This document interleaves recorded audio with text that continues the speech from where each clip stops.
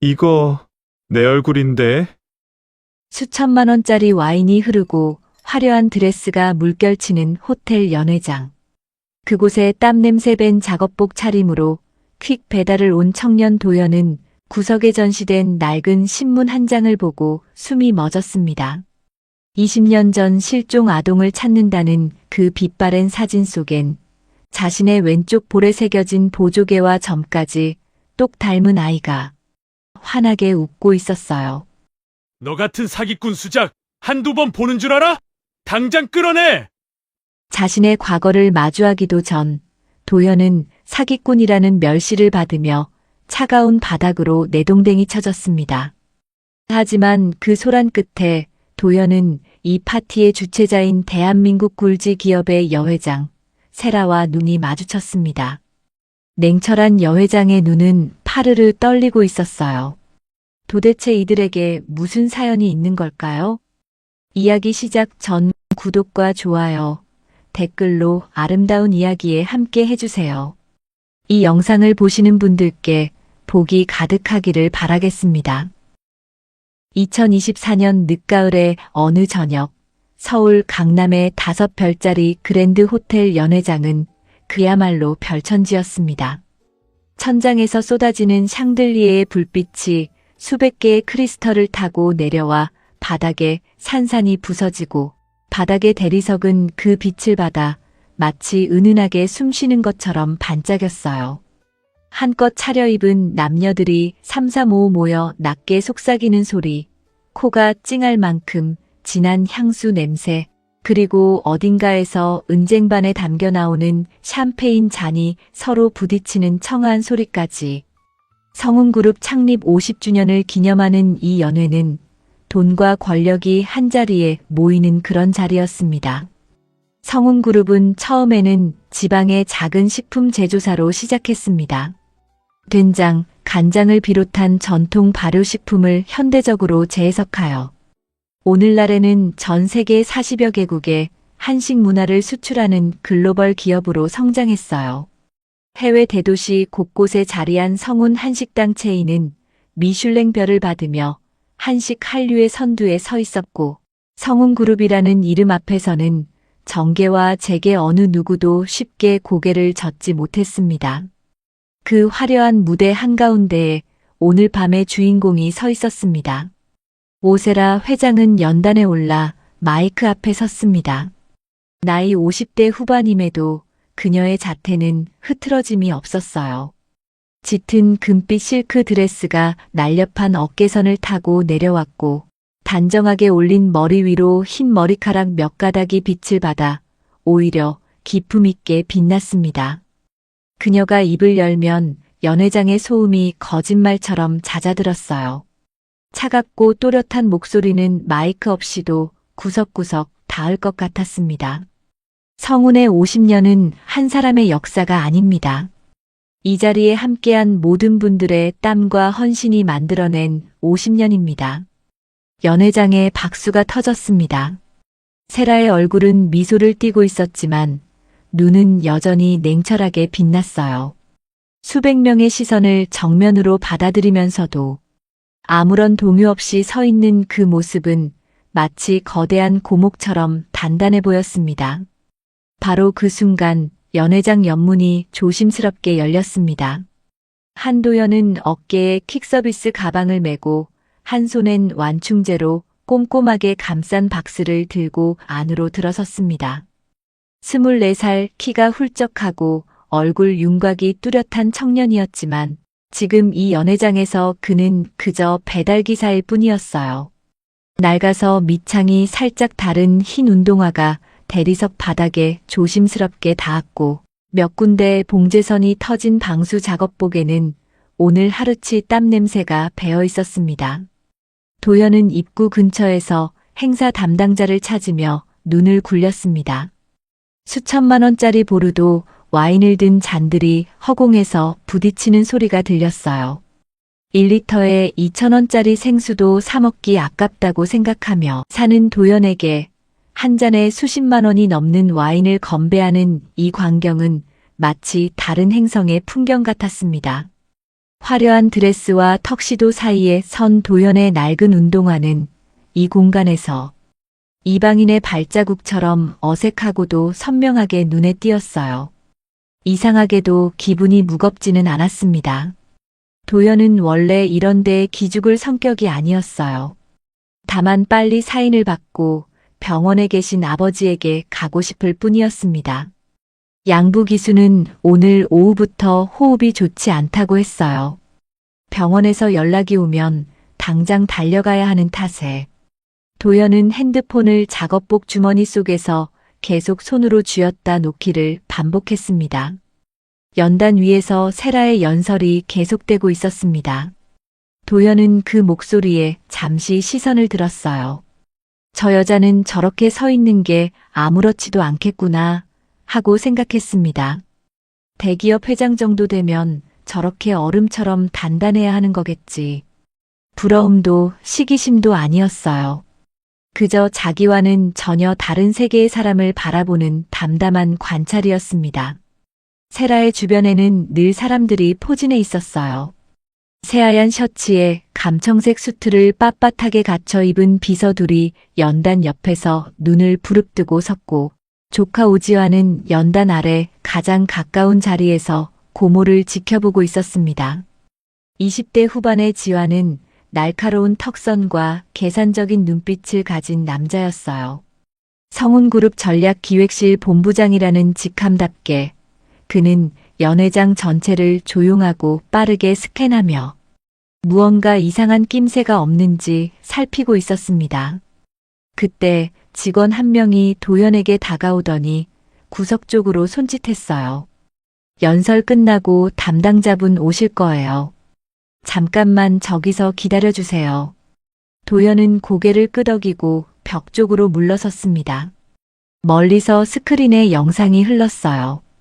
50년간 성운그룹이 걸어온 역사를 담은 사진들이 천천히 교차되었고, 연회장 구석에는 성운그룹의 연역을 담은 작은 전시 패널 몇 개가 세워져 있었습니다.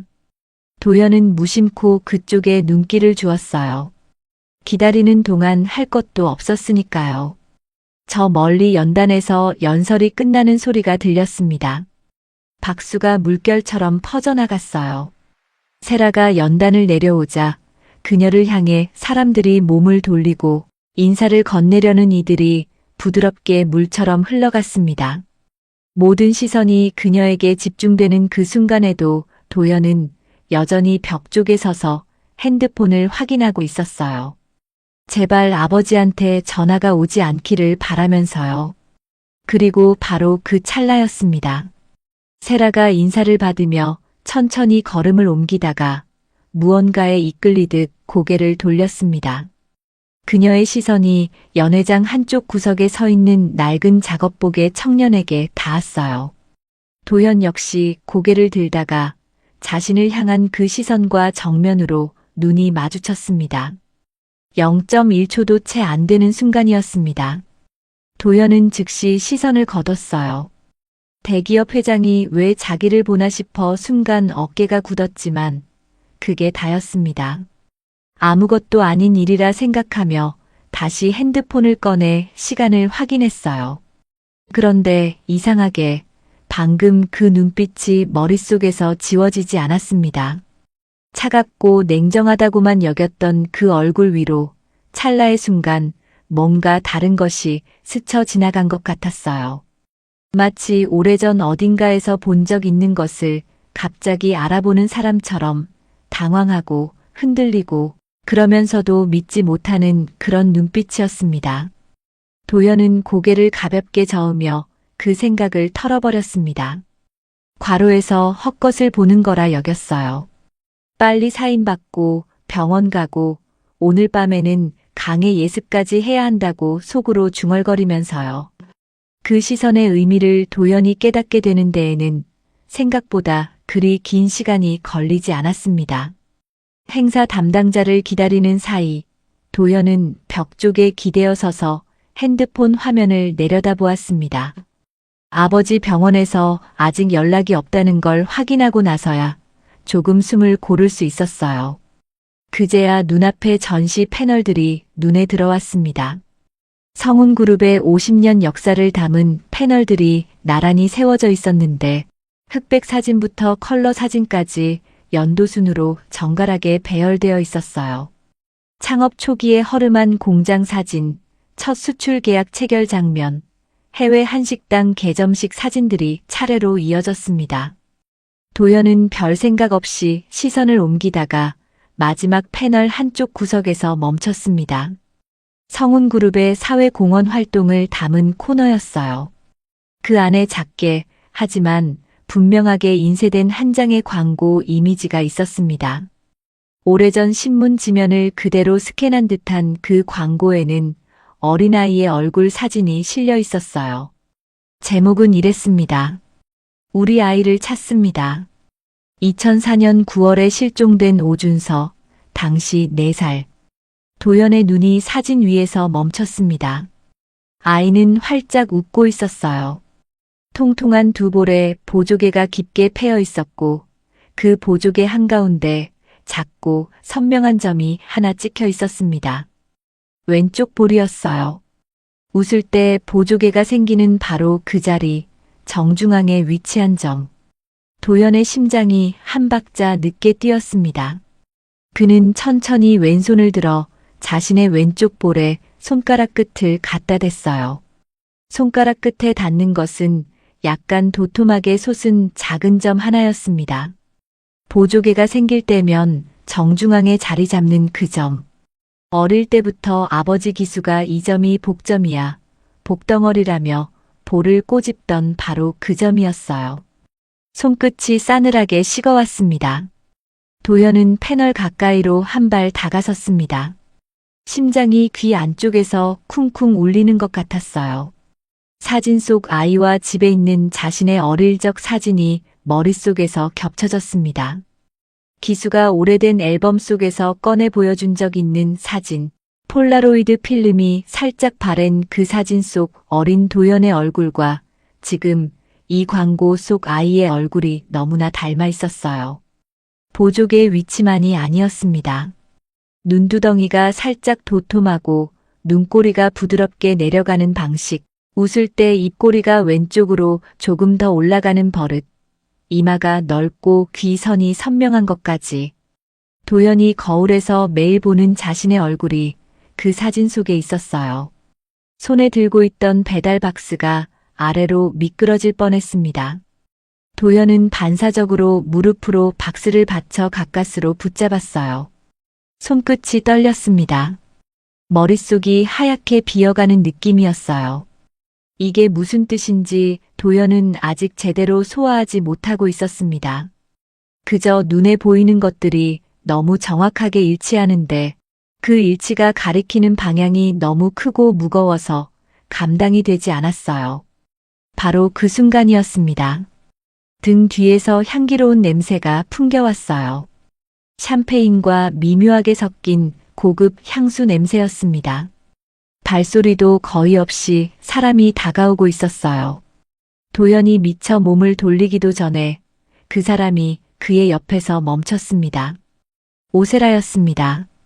세라는 연회장을 한 바퀴 돌며 주요 인사들에게 인사를 건네다가 문득 전시 코너 쪽에 홀로 서 있는 청년을 발견했어요. 배달기사 복장을 한 젊은이가 전시 패널 앞에서 유난히 오래 멈춰 있었습니다.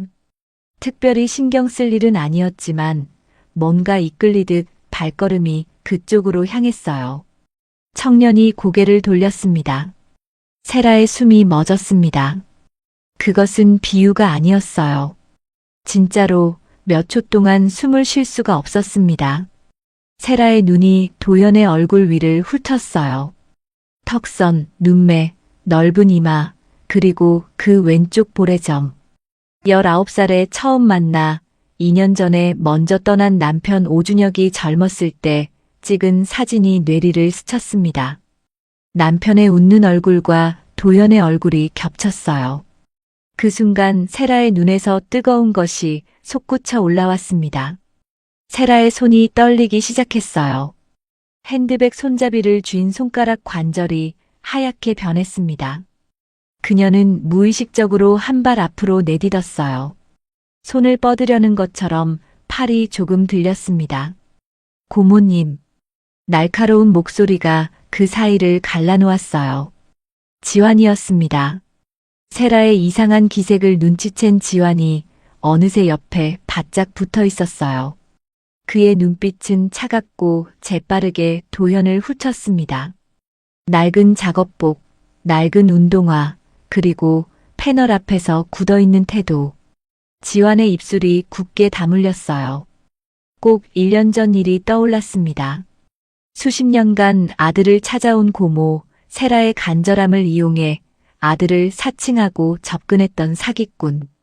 그자도 처음엔 그럴듯한 외모와 비슷한 나이로 세라를 흔들었었어요. 사기꾼이 떠난 뒤 세라가 방 안에 틀어박혀 며칠을 울었던 일을 지환은 지금도 잊지 못했습니다. 그 일 이후로 지환은 이런 상황에 극도로 예민해져 있었어요. 지환은 세라와 도현 사이로 한 발 앞으로 나섰습니다. 키가 크고 어깨가 넓은 그가 앞을 막으니 도현은 자연스럽게 가려졌어요. 오늘 이 자리에 초대받지 않은 분인 것 같은데. 지환의 목소리는 낮고 단호했습니다. 연회장의 소음 속에서도 또렷하게 들릴 만큼, 그러면서도 주변에 소란이 퍼지지 않게 조절된 목소리였어요. 도현은 순간 어리둥절했습니다. 방금 전까지만 해도 패널 속 사진과 자신의 기억이 맞닿는 충격 속에 있었는데 갑자기 자신을 내려다보는 차가운 시선이 꽂혔어요. 도현은 손에 든 배달 박스를 들어 보이며 입을 열었습니다. 저는 퀵서비스 배달 왔는데요. 담당자분이 조금 뒤에 오신다고 하셔서 기다리고 있었습니다. 지환의 눈이 가늘어졌어요. 배달 박스도 보았고 복장도 보았습니다. 그런데도 그의 표정은 조금도 부드러워지지 않았어요. 이 시간에 이 자리에서 왜 하필 여기 서 있는 겁니까? 전시 코너 앞에서. 그 목소리에는 단순한 질문 이상의 뭔가가 담겨 있었습니다.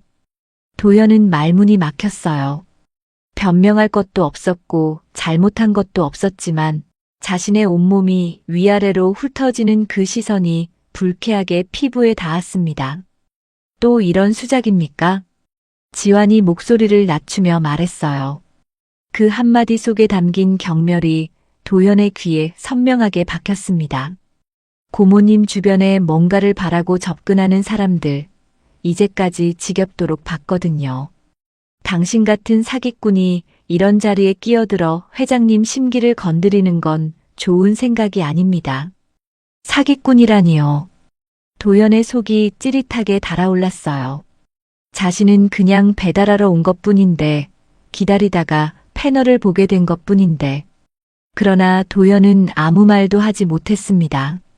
신문기사 속의 사진을 보고 충격받은 것이 5분도 되지 않았는데 너무 많은 일이 일어나고 있었습니다.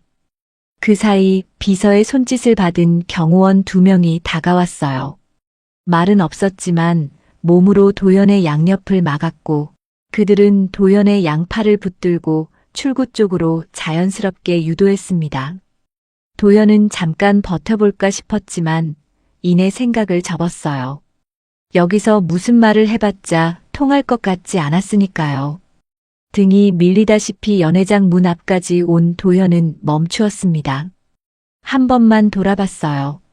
저 멀리 지환의 등 너머로 세라의 얼굴이 보였습니다. 지환에게 가로막혀 제대로 보이지 않았지만 그 짧은 순간에도 세라의 두 눈이 자신을 향해 고정되어 있는 것이 느껴졌어요. 그 눈빛은 냉정하지 않았습니다. 오히려 그 반대였어요. 뭔가를 간절히 붙들고 싶은 사람의 눈빛이었습니다. 쿵 하고 연회장 문이 닫혔습니다.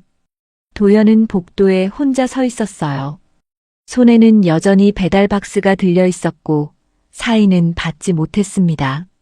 경호원이 박스를 받아들고 담당자에게 전달하겠다고 했지만 그 말이 귀에 제대로 들어오지 않았어요. 도현은 그저 닫힌 문을 바라보았습니다. 수치심이 파도처럼 밀려왔습니다. 뜨겁고 쓴 감정이었어요. 아무것도 하지 않았는데 마치 무언가 나쁜 짓을 한 사람처럼 쫓겨났다는 사실이 위장 깊은 곳에서부터 뒤틀리는 느낌을 주었습니다. 그러면서 동시에 방금 본 패널 속 그 사진이 머릿속에서 떠나지 않았어요. 오준서. 2004년 9월. 당시 4살. 도현은 허탈하게 웃었습니다. 지금 자신이 뭘 상상하고 있는 건지 알면서도 그 이미지를 머릿속에서 지워낼 수가 없었어요. 한편 연회장 안에서는 다른 일이 조용히 벌어지고 있었습니다. 세라는 지환이 잠시 자리를 떠난 사이 오랫동안 신뢰해온 수석 비서를 조용히 한켠으로 불렀어요. 인사를 나누는 신용을 하면서 나직하게 말을 전했습니다. 세라의 손은 여전히 미세하게 떨리고 있었어요. 그녀는 그것을 들키지 않으려 손을 말아쥐었습니다. 방금 나간 배달기사, 신원 조회해. 소속 업체, 이름, 나이, 고향 다 알아와요. 비서가 고개를 끄덕이며 물러났습니다. 세라는 다시 연회장 중앙으로 걸어나갔어요. 얼굴에는 변함없이 차분한 표정이 자리 잡고 있었습니다. 주변 사람들은 아무것도 눈치채지 못했어요. 그러나 세라의 가슴 속에서는 50대의 냉철한 회장이 아니라 20년 전 아이를 잃고 처음 통곡했던 그 젊은 엄마가 다시 깨어나 소리 없이 울부짖고 있었습니다. 도현이 그 감정을 알 리 없었어요. 도현은 오토바이를 주차해둔 곳으로 향하며 쫓겨난 수치심과 패널 속 사진이 남긴 혼란 사이에서 발걸음이 무거워지고 있었습니다. 오늘 밤 두 사람 모두 잠들기 어려울 것이었어요. 그리고 그 이유는 둘 다 같은 얼굴을 마음속에 품고 있기 때문이었습니다. 과연 도현과 그 사진 속 아이는 정말 같은 사람일까요? 그리고 세라는 비서를 통해 무엇을 알게 될까요? 연회장에서 쫓겨난 그날 밤부터 비가 내리기 시작했습니다. 처음엔 가늘고 조용한 빗줄기였는데 밤이 깊어질수록 굵어지더니 이튿날 저녁까지도 그칠 기미가 없었어요. 도현은 퇴근 후 편의점 알바까지 마치고 병원으로 향하는 내내 우산도 없이 비를 맞았습니다. 머리카락이 이마에 달라붙고 작업복 어깨가 무겁게 젖어들었어요. 그런데도 발걸음을 재촉하거나 비를 피하려는 마음이 없었습니다. 어젯밤부터 가슴속에 들어앉은 무언가가 빗소리보다 더 크게 울리고 있었으니까요. 6인실 병실 끝 자리, 커튼을 반쯤 친 침대 위에 양부 기수가 누워 있었습니다. 산소줄이 코끝에 걸려 있고 손등에는 링거 바늘이 꽂혀 있었어요. 64의 나이에 비해 훨씬 더 야위고 주름진 손이었습니다. 평생 현장에서 쇠를 다루고 짐을 나르며 거칠어진 손, 그 손이 지금은 얇은 담요 위에 힘없이 놓여 있었어요. 도현은 병실 문을 열고 들어서다가 잠시 멈췄습니다. 기수가 눈을 뜨고 있었어요. 희미하게 웃는 눈빛으로 도현을 바라보고 있었습니다. 비 맞았냐? 기수의 목소리는 낮고 가늘었지만 걱정의 온도가 고스란히 담겨 있었어요. 괜찮아요, 아버지. 조금밖에 안 맞았어요. 도현은 미소 지으며 대충 둘러댔지만 기수의 눈은 아들의 젖은 머리카락과 어깨를 이미 다 보고 있었습니다. 기수는 입을 열려다 멈추었어요. 잔소리 한마디가 목구멍까지 올라왔다가 도로 들어갔습니다. 이미 다 컸는데 이제는 잔소리가 소용없는 나이가 되었다는 걸 기수도 알고 있었어요. 도현은 세면대에서 수건을 적셔왔습니다. 담요를 살짝 걷어내고 양부의 발을 조심스럽게 들어 무릎 위에 올렸어요. 굳은 살이 두껍게 박힌 발 뒤꿈치, 관절이 튀어나온 발가락들. 도현은 따뜻한 수건으로 천천히 정성스럽게 발을 닦기 시작했습니다. 기수는 아무 말 없이 천장을 바라보았어요. 창문 너머로 빗소리가 일정하게 들려왔습니다.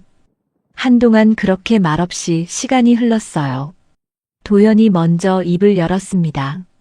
어젯밤부터 마음속에서 맴돌던 말을 더는 혼자 붙들고 있기가 어려웠어요.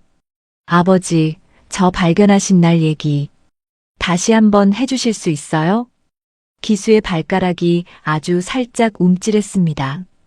도연은 고개를 들지 않고 수건을 움직이면서 물었어요. 질문의 무게가 가볍지 않다는 걸 둘 다 알고 있었습니다. 갑자기 왜? 그냥 요즘 자꾸 생각이 나서요. 기수는 천장을 바라본 채 잠시 말이 없었습니다. 숨을 한번 천천히 들이쉬었다가 내쉬었어요. 링거 기계가 조용히 소리를 냈습니다. 2004년 9월이었어. 충청도 쪽 야산 아래 차로 들어가는 좁은 길 옆에 내가 있었지. 기수의 목소리가 낮게 깔렸습니다. 20년 전 기억을 꺼내는 목소리치고는 놀랍도록 선명했어요. 그날은 기수가 근처 공사 현장에서 야간 작업을 마치고 돌아오는 길이었습니다. 밤 9시가 넘은 시간에 폭우가 쏟아지고 있었어요. 기수가 탄 트럭의 헤드라이트 불빛이 빗줄기를 가르는데 길 옆 풀숲에서 무언가 작고 하얀 것이 보였습니다. 처음엔 비닐봉지인 줄 알았어요. 그런데 트럭을 세우고 내려서 보니 아이였습니다. 4살배기 아이가 혼자 웅크리고 앉아서 엉엉 울고 있었어요. 엄마, 엄마 하면서 울고 있었어. 얼마나 울었는지 목이 쉬어서 제대로 소리도 안 나더라고. 도연은 수건을 쥔 손을 멈추었습니다. 귀가 먹먹했어요.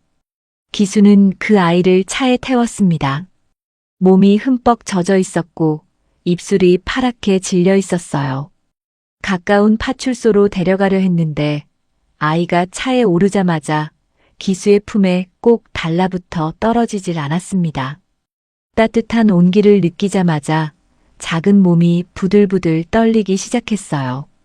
기수는 재킷을 벗어 아이를 감쌌습니다. 경찰에 신고를 하고 기다리는 동안 기수는 주변을 돌아보았어요.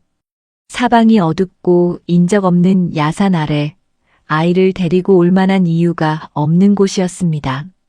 근처에 민가도 없었고 산을 오르는 등산로도 없었어요. 누군가 아이를 거기 데려다 놓고 간 것 외에는 설명이 되지 않는 자리였습니다. 기수는 그 사실을 보고하면서도 마음속으로 뭔가 쓴 것을 삼켜야 했어요. 그때 경찰이 실종 신고 접수된 아이가 있는지 확인했는데 그 지역에는 없다고 했어. 우리가 계속 기다리고 있는데 내가 열이 오르기 시작하더라고.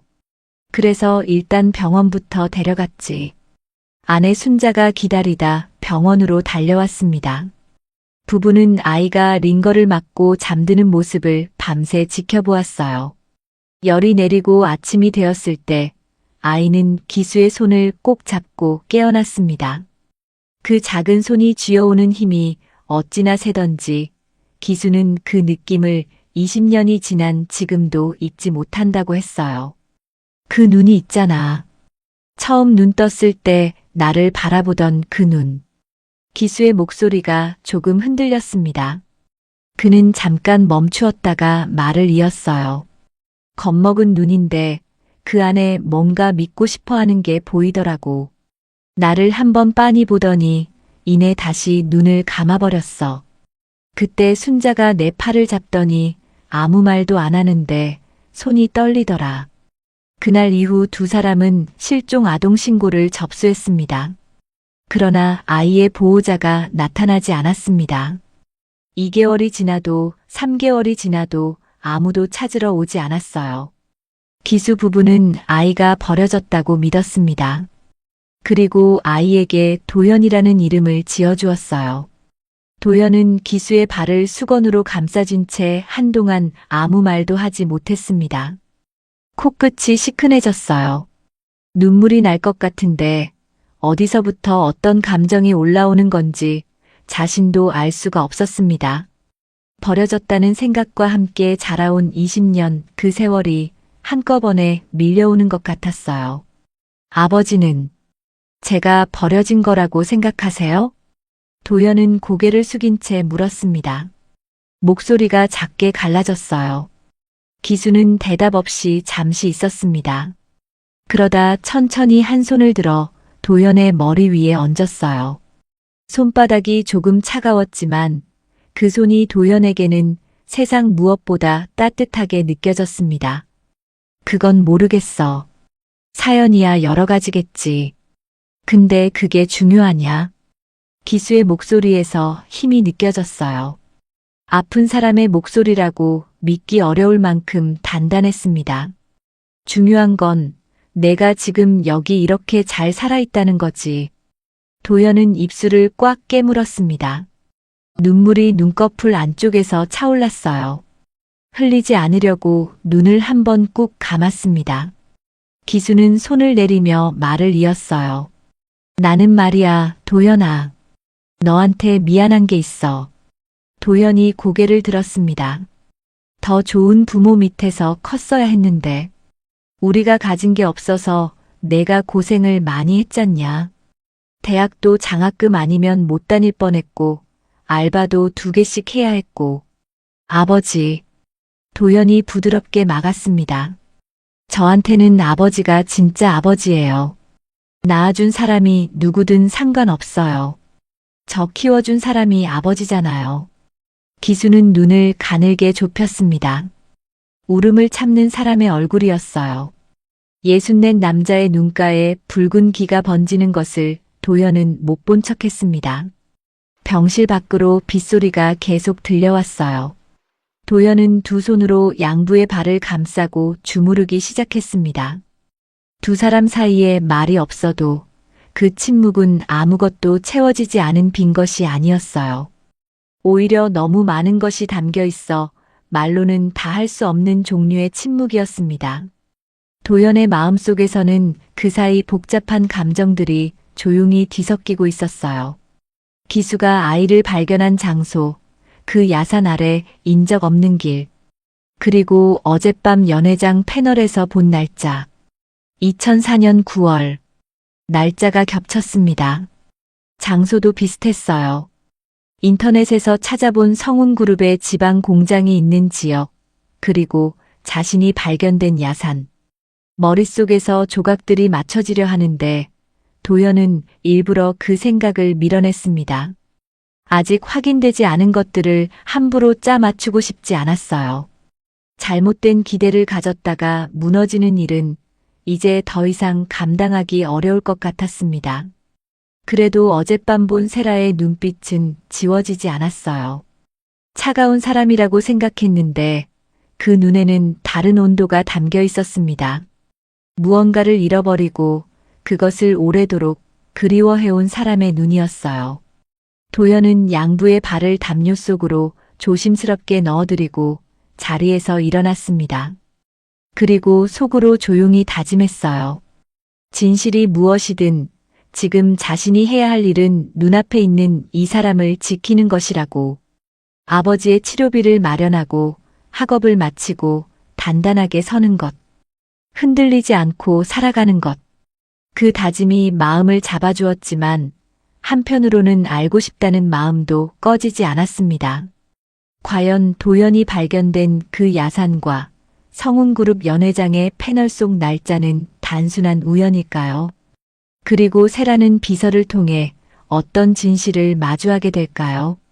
연회장에서의 밤이 지나고 사흘째 되는 날 아침, 세라의 집무실은 바깥 세상과 완전히 차단된 듯 조용했습니다. 비서 최민준이 문을 열고 들어선 것은 오전 9시가 조금 지난 시각이었어요.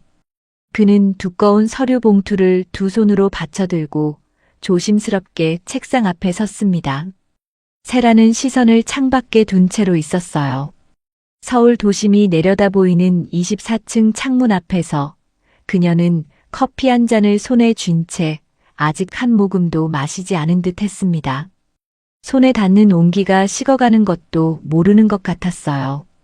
조사 결과 보고 드리겠습니다. 비서의 말에 세라가 천천히 몸을 돌렸습니다. 그 눈빛에는 무언가를 간절히 기다려온 사람의 긴장감이 담겨 있었어요. 한도현, 24살 현재 서울 소재 명문대 식품공학과 재학 중입니다. 비서가 서류를 펼치며 차례로 보고했습니다. 세라는 자리에 앉지도 않고 서서 들었어요. 두 손은 책상 모서리를 아주 살짝 짚고 있었습니다. 도연이 처음 발견된 곳은 충청도의 한 야산 아랫길이었습니다. 발견 시점은 2004년 9월, 당시 나이는 만 4살. 발견자는 현장 노동자 한기수로 아내 순자와 함께 아이를 거두어 법적 양자 절차를 밟았어요. 이후 도연은 한기수의 성을 따라 한도현이라는 이름으로 자랐습니다. 세라의 입술이 가늘게 떨렸습니다. 숨을 멈추려 해도 가슴이 제멋대로 들썩였어요. 2004년 9월. 그해 여름 세라는 남편과 함께 충청도 지방 공장 준공 행사에 참석했습니다. 4살이었던 준서도 데려갔어요. 행사장 주변이 넓고 사람이 많은 축제 분위기였기에 아이가 안전하다고 생각했습니다. 그런데 잠시 관계자들과 인사를 나누는 사이 아이가 사라진 거예요. 고작 몇 분이었습니다. 그 몇 분이 20년이 되었어요. 성운그룹의 지방 공장이 있던 그 지역과 도연이 발견된 야산. 비서가 지도 위에 표시해온 두 지점 사이의 거리는 차로 20분이 채 되지 않았습니다. 도연이 어떻게 거기까지 간 것인지는 알 수 없었습니다. 세라는 천천히 의자에 앉았어요. 그 동작이 힘없이 주저앉는 것처럼 보였습니다. 두 손을 무릎 위에 모아 쥐었어요. 신체 특징은요. 목소리가 낮았습니다.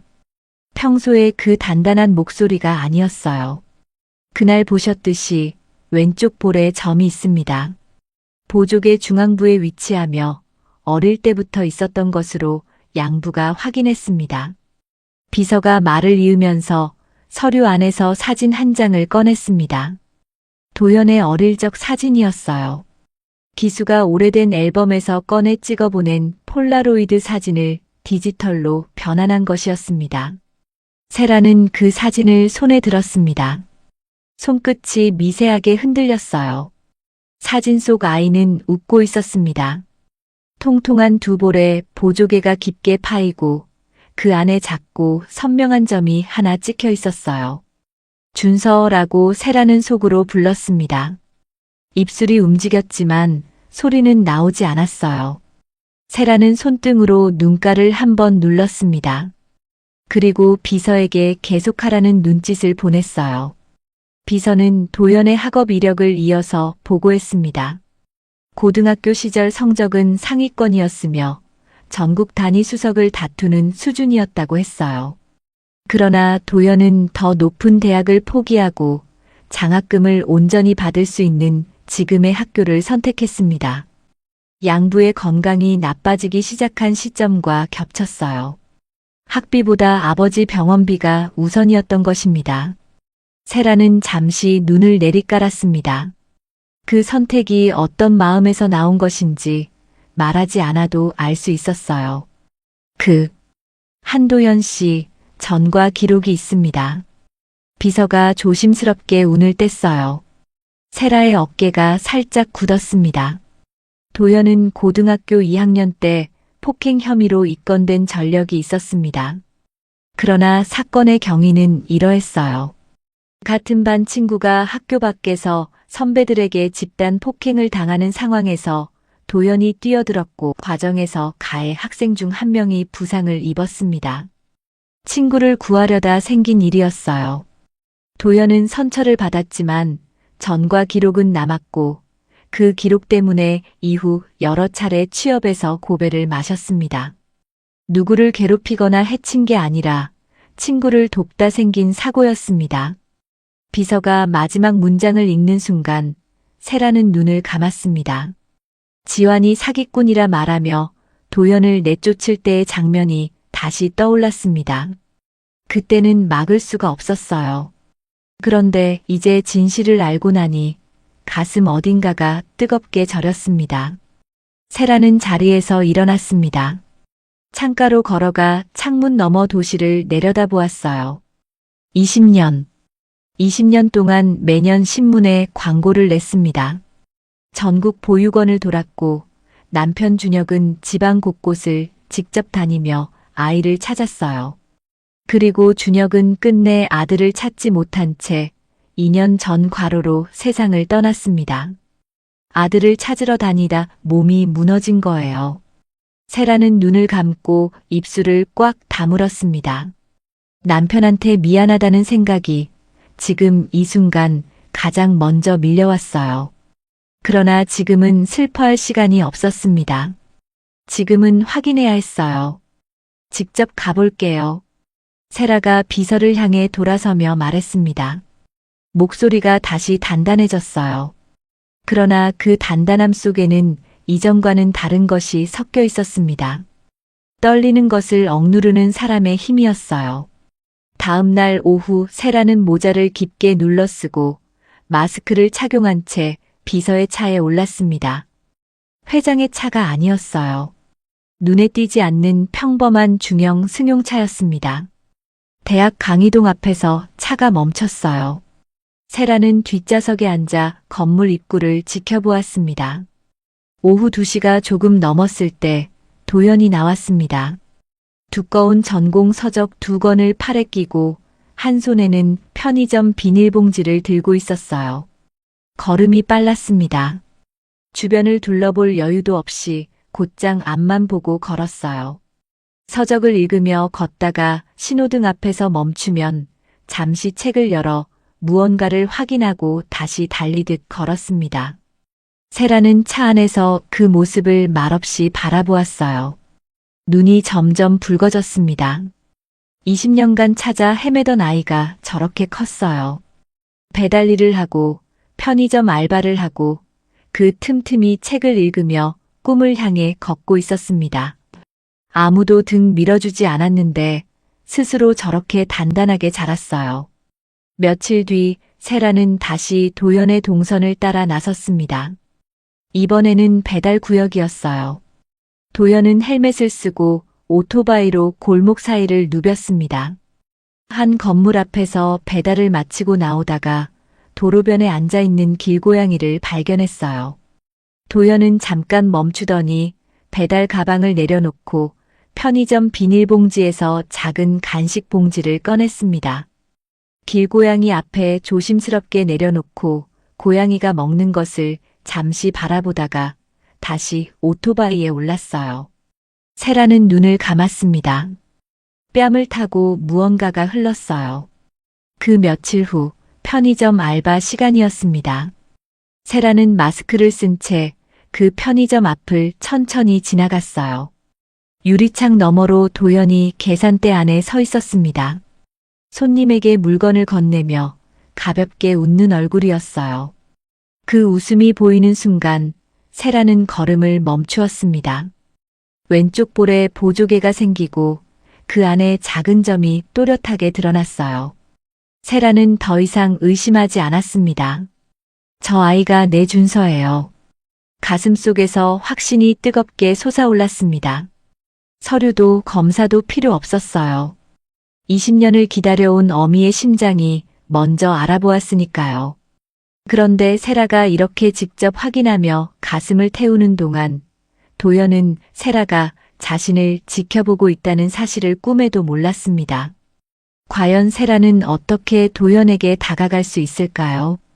그리고 도연은 세라가 자신을 이렇게 오래 지켜봐 왔다는 사실을 알게 되면 어떤 마음이 될까요? 한편 연회장에서 쫓겨난 날 이후로 도연은 잠을 제대로 이루지 못했습니다.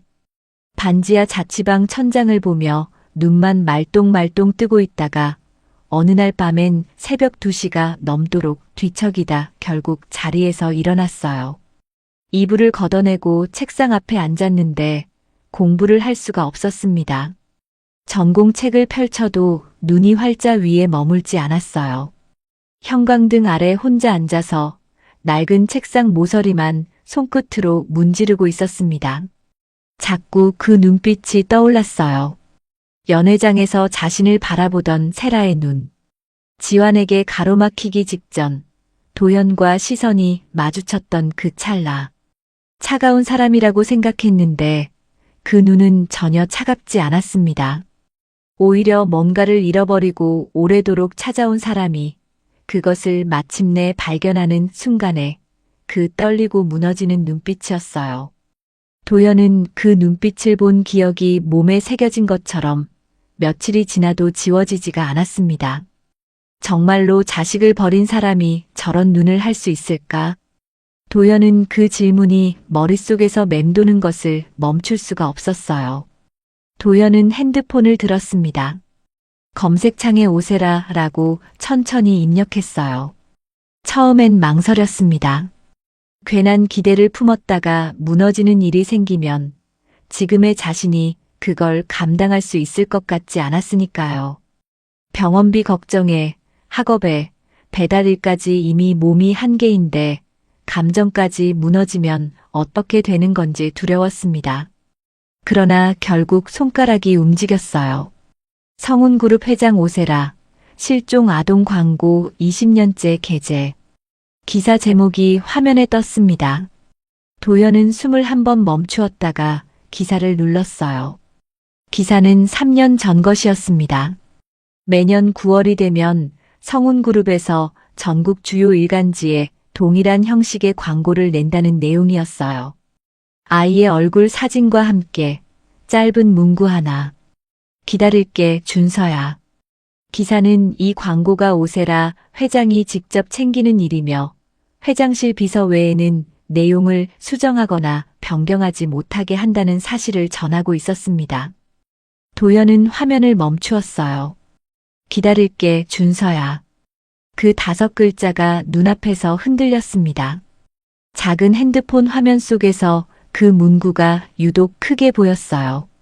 그는 다시 검색을 이어갔습니다. 이번엔 오준혁, 성운그룹 연구소장이라고 쳤어요. 화면에 여러 기사가 떴습니다. 성운그룹 연구소장 오준혁, 아들 찾아 전국 25,000km 걸었다. 도연은 그 제목을 보는 순간 손에서 핸드폰이 미끄러질 뻔했어요. 가슴이 쿵 내려앉는 것 같았습니다. 기사를 열었어요. 준혁이 아들 실종 이후 20년 동안 전국 보육원 수백 곳을 직접 찾아다녔다는 내용이었습니다. 연구소장이라는 직책을 유지하면서도 주말마다, 휴가마다 어디선가 아이를 찾고 있었다고 했어요. 관련 기사의 날짜들을 확인하니 5년 전, 8년 전, 12년 전까지 이어졌습니다. 20년을 한 해도 빠지지 않고 찾아다닌 거였어요. 도연은 기사 속 날짜들을 하나하나 손가락으로 짚어가며 읽었습니다. 자신이 야산에서 발견되었던 그 해, 초등학교에 들어갔던 해, 전과가 생겼던 해, 장학금을 받고 대학에 입학했던 해. 그 모든 해에 누군가가 자신을 찾고 있었어요. 그리고 기사의 마지막에 짤막하게 덧붙여진 한 줄이 있었습니다. 오준혁 전 소장은 2022년 11월 과로로 인한 심장 합병증으로 별세했습니다. 도연은 그 문장을 3번 읽었어요. 처음엔 눈이 글자 위에서 미끄러졌습니다. 두 번째엔 무슨 뜻인지는 알았지만 몸이 반응을 하지 않았어요. 세 번째에야 비로소 가슴 어딘가가 쿵 하고 무너졌습니다. 아버지가 자신을 찾다가 돌아가셨어요. 20년을 찾아다니다가 끝내 찾지 못하고. 도연은 핸드폰을 내려놓고 두 손으로 얼굴을 감쌌습니다. 뜨겁고 뻑뻑한 것이 눈 안쪽에서 치밀었어요. 울음이 나올 것 같은데 그게 슬픔인지 분노인지 미안함인지 구분이 되지 않았습니다. 모든 감정이 한꺼번에 뭉쳐서 목구멍 안에서 꽉 막혀 있었어요. 어깨가 천천히 흔들리기 시작했습니다.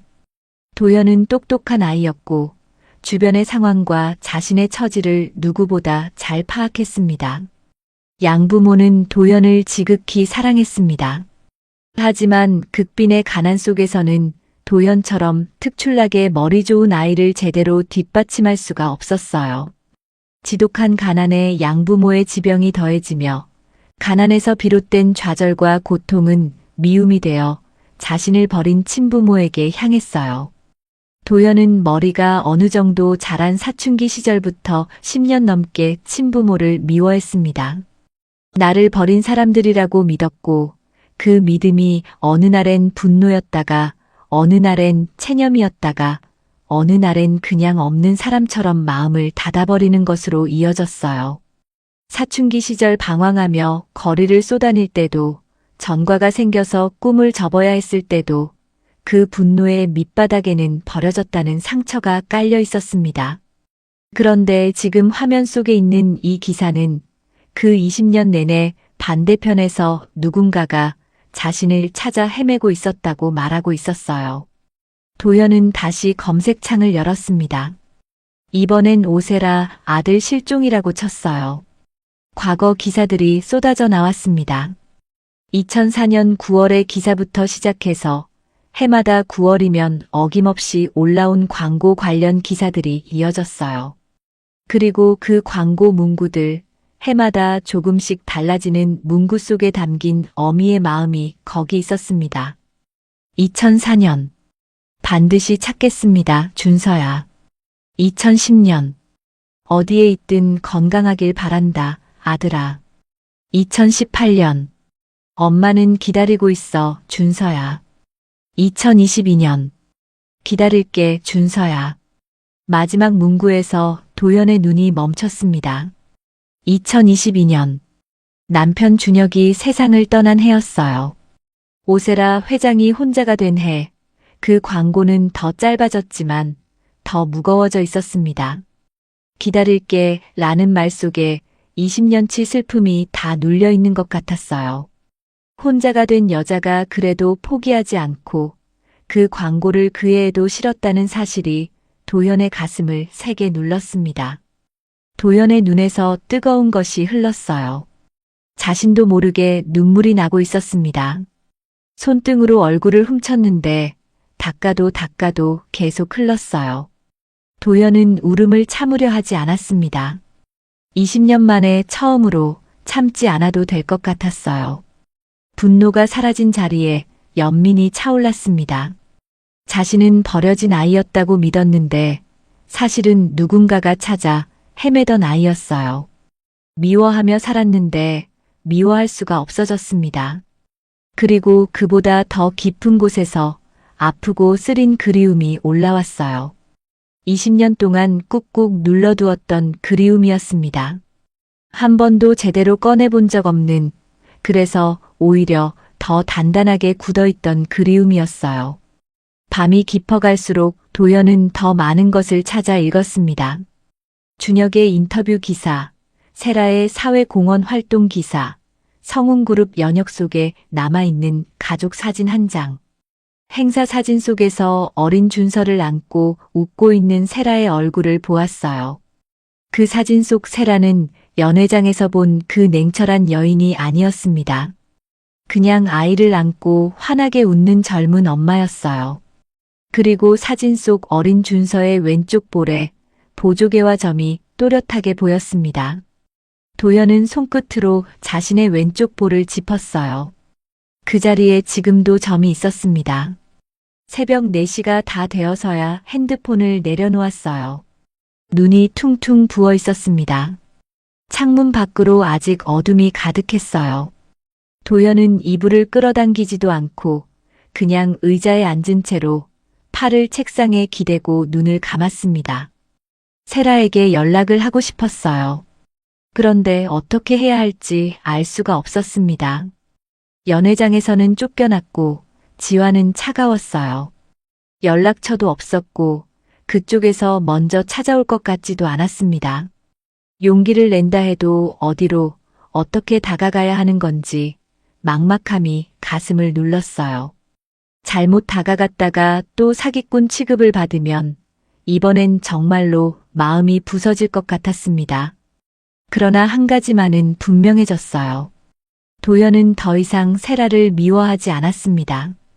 20년 동안 자신을 찾으며 살아온 그 여인이 이제는 원망의 대상이 아니라 아픔이 보이는 사람이 되었어요. 그리고 먼저 세상을 떠난 아버지를 향한 마음도 분노가 아니라 미안함과 그리움으로 바뀌어 있었습니다. 방법을 찾아야 했어요. 언제가 될지는 몰라도 반드시. 그런데 도연이 스스로 용기를 내려 마음을 굳히는 그 순간 정작 세라 쪽에서는 뜻밖의 장벽이 조용히 세워지고 있었습니다. 지환이 움직이기 시작한 거였어요. 도연은 아직 그것을 알지 못했습니다.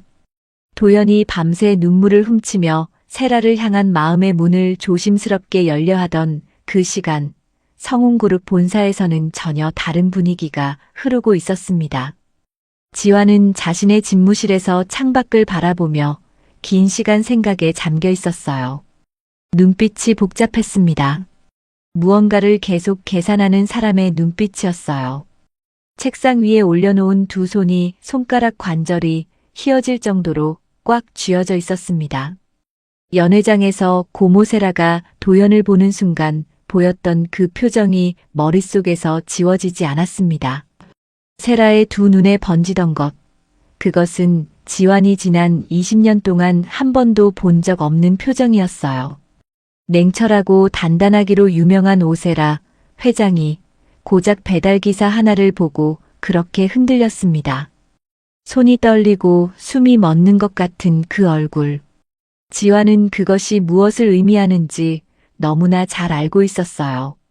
며칠 뒤 세라가 비서를 통해 도연의 신원을 정밀 조사하고 있다는 사실이 지환의 귀에 들어왔습니다. 지환은 그 즉시 비서를 불러 세부 내용을 파악했어요. 발견 장소, 시기, 신체적 특징, 식품공학 전공까지 조각들이 하나씩 맞춰지는 것을 보면서 지환의 얼굴이 서서히 굳어갔습니다. 20년 동안 고모가 찾아온 아이가 맞을 가능성이 높았어요. 머리로는 그것을 인정할 수 있었습니다. 그런데 가슴이 다르게 반응했어요. 가슴 속 어딘가에서 차갑고 꺼끌한 감정이 올라오기 시작했습니다. 지환은 그것이 무엇인지 애써 들여다보지 않으려 했어요. 세라에게는 아들이 없었습니다. 20년 동안. 그래서 지환이 그 자리를 채웠어요. 어릴 때부터 고모 옆에 붙어 다니며 배우고 성운그룹에 입사해서 가장 빠르게 본부장 자리에 올랐습니다. 세라는 지환을 아들처럼 아꼈고 지환은 그 기대에 부응하기 위해 모든 것을 쏟아부었어요. 차기 회장. 그것이 지환이 20년 넘게 준비해온 자리였습니다. 그런데 갑자기 전과 기록이 있는 배달기사 하나가 나타났어요.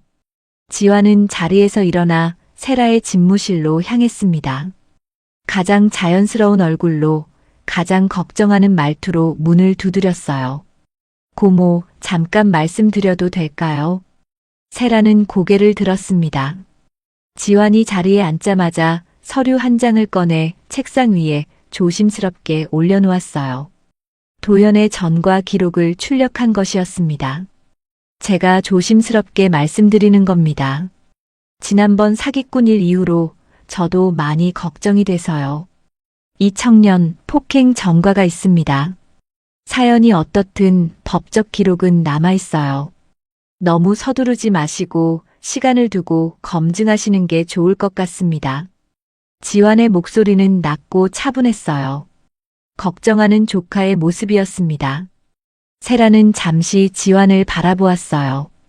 그 눈빛 속에 다 알고 있다는 빛이 스쳤지만 세라는 조카의 말을 일축하지 않았습니다. 지환이 자신을 진심으로 아끼고 보호하려 한다는 것을 알았으니까요. 알겠어. 조심스럽게 움직일게.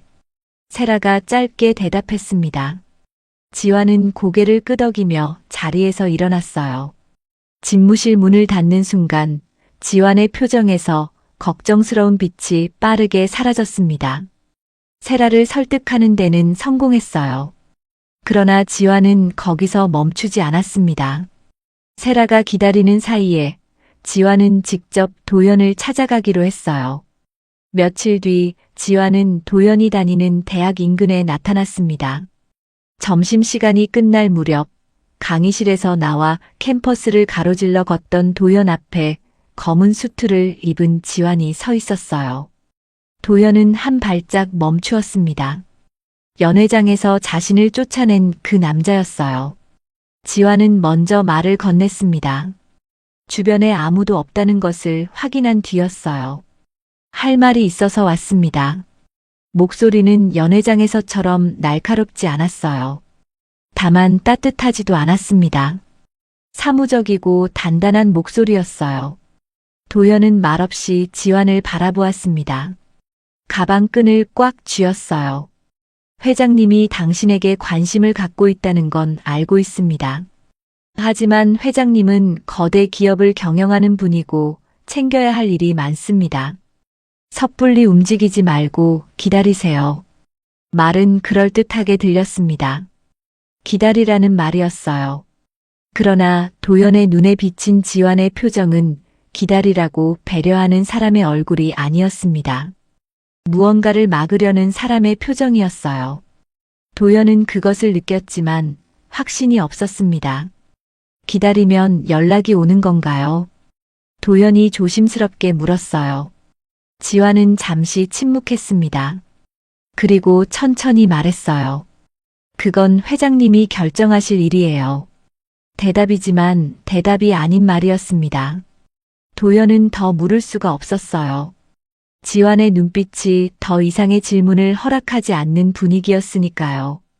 도연은 고개를 끄덕이고 그 자리를 벗어났습니다. 등 뒤로 지환의 시선이 따라오는 것이 느껴졌어요. 그날 이후로도 지환은 2번 더 도연 앞에 나타났습니다.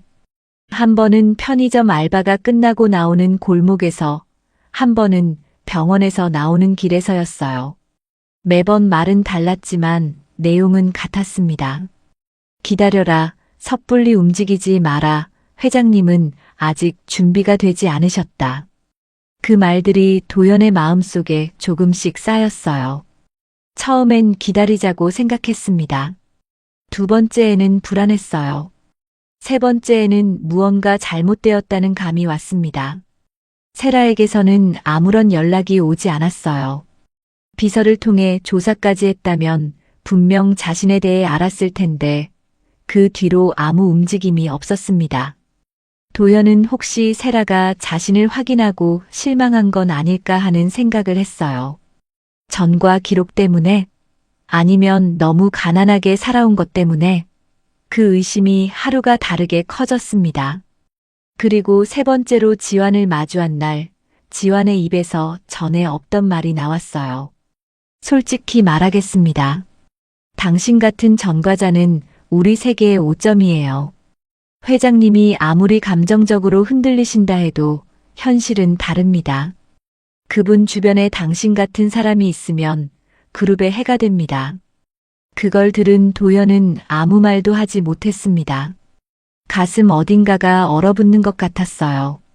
찬물을 끼얹은 것처럼 온몸에 온기가 빠져나가는 느낌이었습니다. 전과자, 5점, 해가 된다. 그 단어들이 도연의 귀 안에서 맴돌았어요. 수치심이 밀려왔습니다. 그리고 그 뒤를 이어 오래된 체념이 뿔뿔이 흩어진 조각들처럼 다시 모여들었어요. 어릴 때부터 익숙했던 그 감각, 어딘가에 속하지 못한다는 느낌이었습니다. 사춘기 시절 방황하며 전과자가 되었을 때, 취업문이 닫혔을 때, 연회장에서 쫓겨났을 때, 그 감각은 언제나 이런 방식으로 되돌아왔어요. 도연은 그 자리를 말없이 벗어났습니다. 발걸음이 무거웠어요. 세라가 자신을 찾아 20년을 기다렸다는 기사, 기다릴게 준서야라는 그 광고 문구. 며칠 전까지만 해도 그것들이 도연의 마음에 불을 켰었습니다.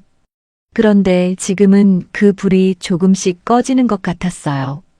세라가 나타나지 않는다는 것이 결국 그 증거일 수도 있었습니다. 조사를 다 해놓고 접촉하지 않는다는 건 직접 확인하고 포기했다는 뜻일 수도 있었으니까요. 지환의 차가운 말들이 그 의심에 물을 주고 있었어요. 도연은 자취방에 돌아와 이불을 뒤집어 쓰고 천장을 바라보았습니다.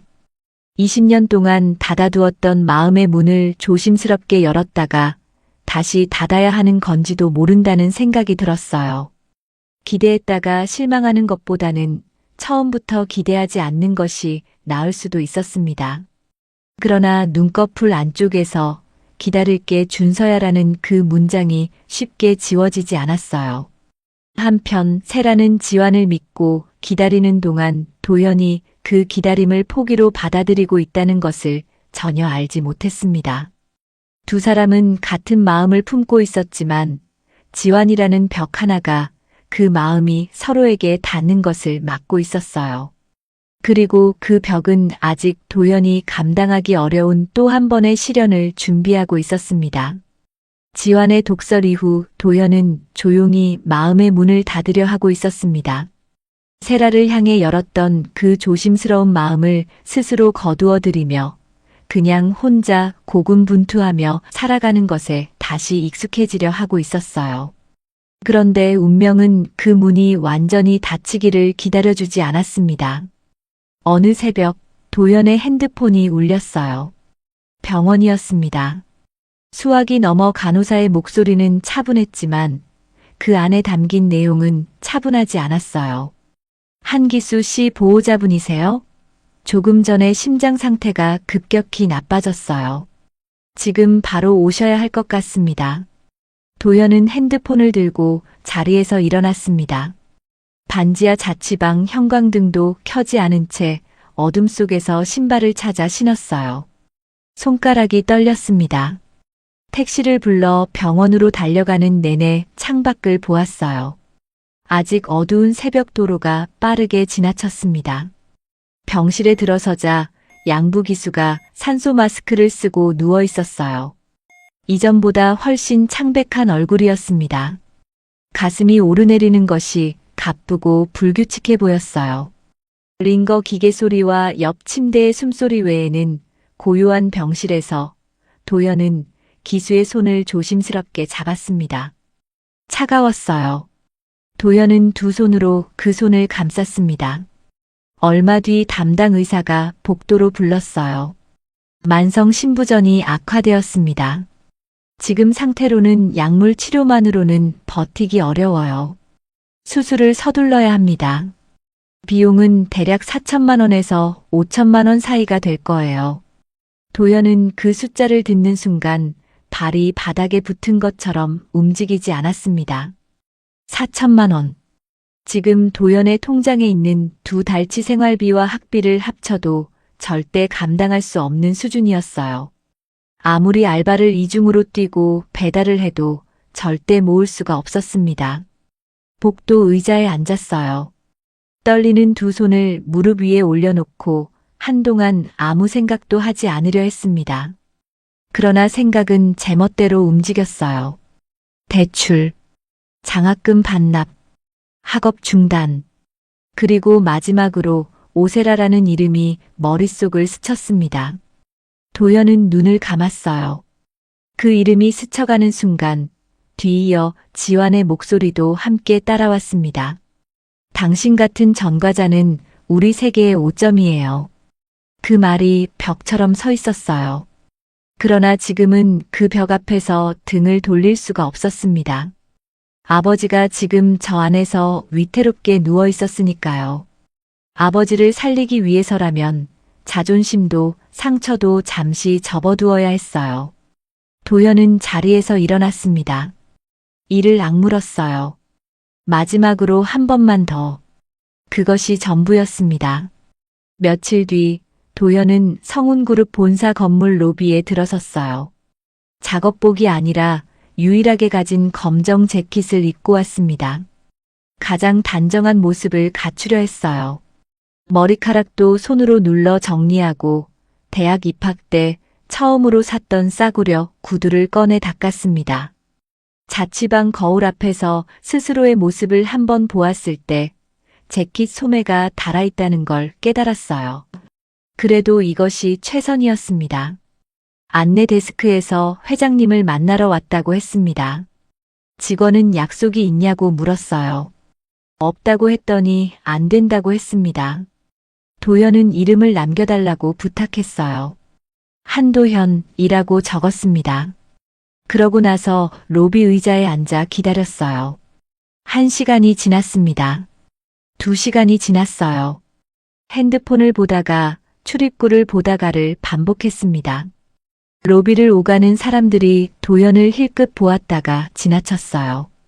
검정 재킷에 다른 구두를 신고 혼자 앉아있는 청년이 이 건물과 어울리지 않는다는 것은 도연 자신도 알고 있었습니다. 그래도 앉아 있었어요. 이 자리를 그냥 뜨면 아버지에게 돌아갈 면목이 없었으니까요. 3시간이 채 되지 않았을 때 엘리베이터 문이 열렸습니다. 지환이 내려왔어요. 그 얼굴을 보는 순간 도연은 이미 알아챘습니다. 지환의 표정이 무언가를 결정하고 내려온 사람의 얼굴이었어요. 눈빛은 냉정했고 굳게 담은 입술 위로 결단이 읽혔습니다. 도연은 자리에서 일어났어요. 이번엔 제대로 말을 해보려 했습니다. 그러나 지환은 도연에게 시선을 주지 않았어요. 도연을 향해 걸어오는 것이 아니라 비서를 향해 걸어왔습니다. 그리고 비서 앞에서 멈추더니 낮고 단호한 목소리로 말했어요. 회장님 뜻이야. 전과자 사기꾼은 절대 품을 수 없으니 다시는 들이지 마. 그 말이 로비를 가로질러 도연의 귀에 꽂혔습니다. 회장님 뜻. 세라가 직접 거부했다는 말이었어요.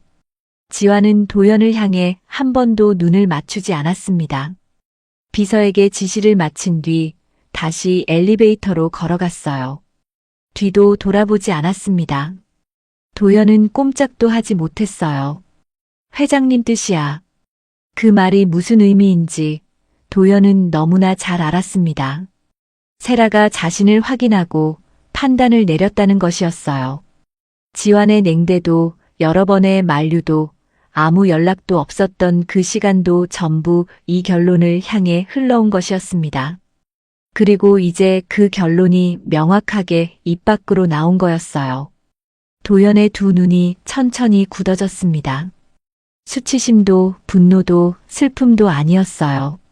그냥 무너지는 느낌이었습니다. 오랫동안 두꺼운 벽으로 막아두었다가 조심스럽게 열었던 마음의 문이 우르르 소리 없이 무너져 내리는 것 같았어요. 눈물이 나오려 했는데 나오지 않았습니다. 눈물이 나오려면 슬픔이 실감되어야 하는데 지금은 그냥 멍한 것만 남아 있었어요. 도연은 몸을 돌렸습니다. 한 걸음, 두 걸음. 낡은 구두 밑창이 대리석 바닥을 조용히 울렸어요. 로비 유리문이 열리고 바깥의 찬 공기가 얼굴에 부딪혔습니다. 바로 그 순간 엘리베이터 안에서 지환이 문이 닫히기 직전 무심코 시선을 돌렸어요. 문틈 사이로 도연의 뒷모습이 보였습니다. 낡은 구두, 검정 재킷, 그리고 어깨가 조금 무너진 뒷모습. 그 장면을 보는 순간 지환의 마음에 미처 준비하지 못한 감정이 올라왔어요. 식은 땀이 손바닥을 적셨습니다. 문이 닫혔어요. 지환은 엘리베이터 벽에 등을 기댔습니다. 이겼다고 해야 할 텐데 이긴 느낌이 전혀 없었어요. 대신 뭔가 더럽고 무거운 것이 가슴에 달라붙었습니다. 처참하게 일그러진 도연의 옆 얼굴, 그것이 지환의 뇌리에서 지워지지 않았어요. 한편 바로 그 시간 세라는 회장실 안에서 해외 바이어와 긴급 전화를 받고 있었습니다.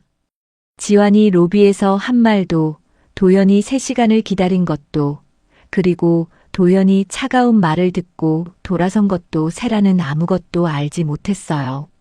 바깥에서는 이미 비가 내리기 시작하고 있었습니다.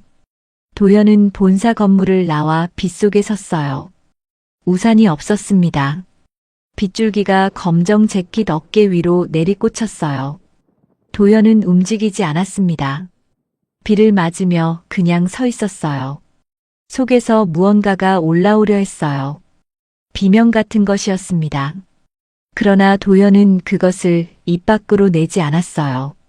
이를 꽉 깨물고 눈을 감고 빗소리만 들었습니다. 빗소리가 귀를 가득 채웠어요. 그리고 한참이 지나서 핸드폰을 꺼냈습니다. 병원 번호를 눌렀어요. 빗소리 사이로 연결음이 울렸습니다. 여보세요. 한기수 씨 보호자인데요. 수술 일정 다시 상의하고 싶어서요. 목소리가 떨리지 않았어요. 그것이 오히려 더 아팠습니다. 이제 친부모를 향한 마지막 희망은 끊어냈습니다. 도연은 빗속에서 병원을 향해 걸음을 옮기기 시작했어요. 오로지 자신의 힘만으로 아버지를 살리겠다는 다짐을 가슴에 품은 채였습니다. 그러나 정작 지환의 집무실에서는 작은 균열이 조용히 시작되고 있었어요. 도연의 그 뒷모습이 지환의 마음 한쪽에 깊이 박힌 채 며칠이 지나도 사라지지 않고 있었습니다. 승리했다고 생각했는데 그 승리가 조금도 반갑지 않았어요. 오히려 날이 갈수록 마음이 더 무거워지고 있었습니다. 지환은 그것이 무엇인지 알면서도 아직은 인정하고 싶지 않았어요.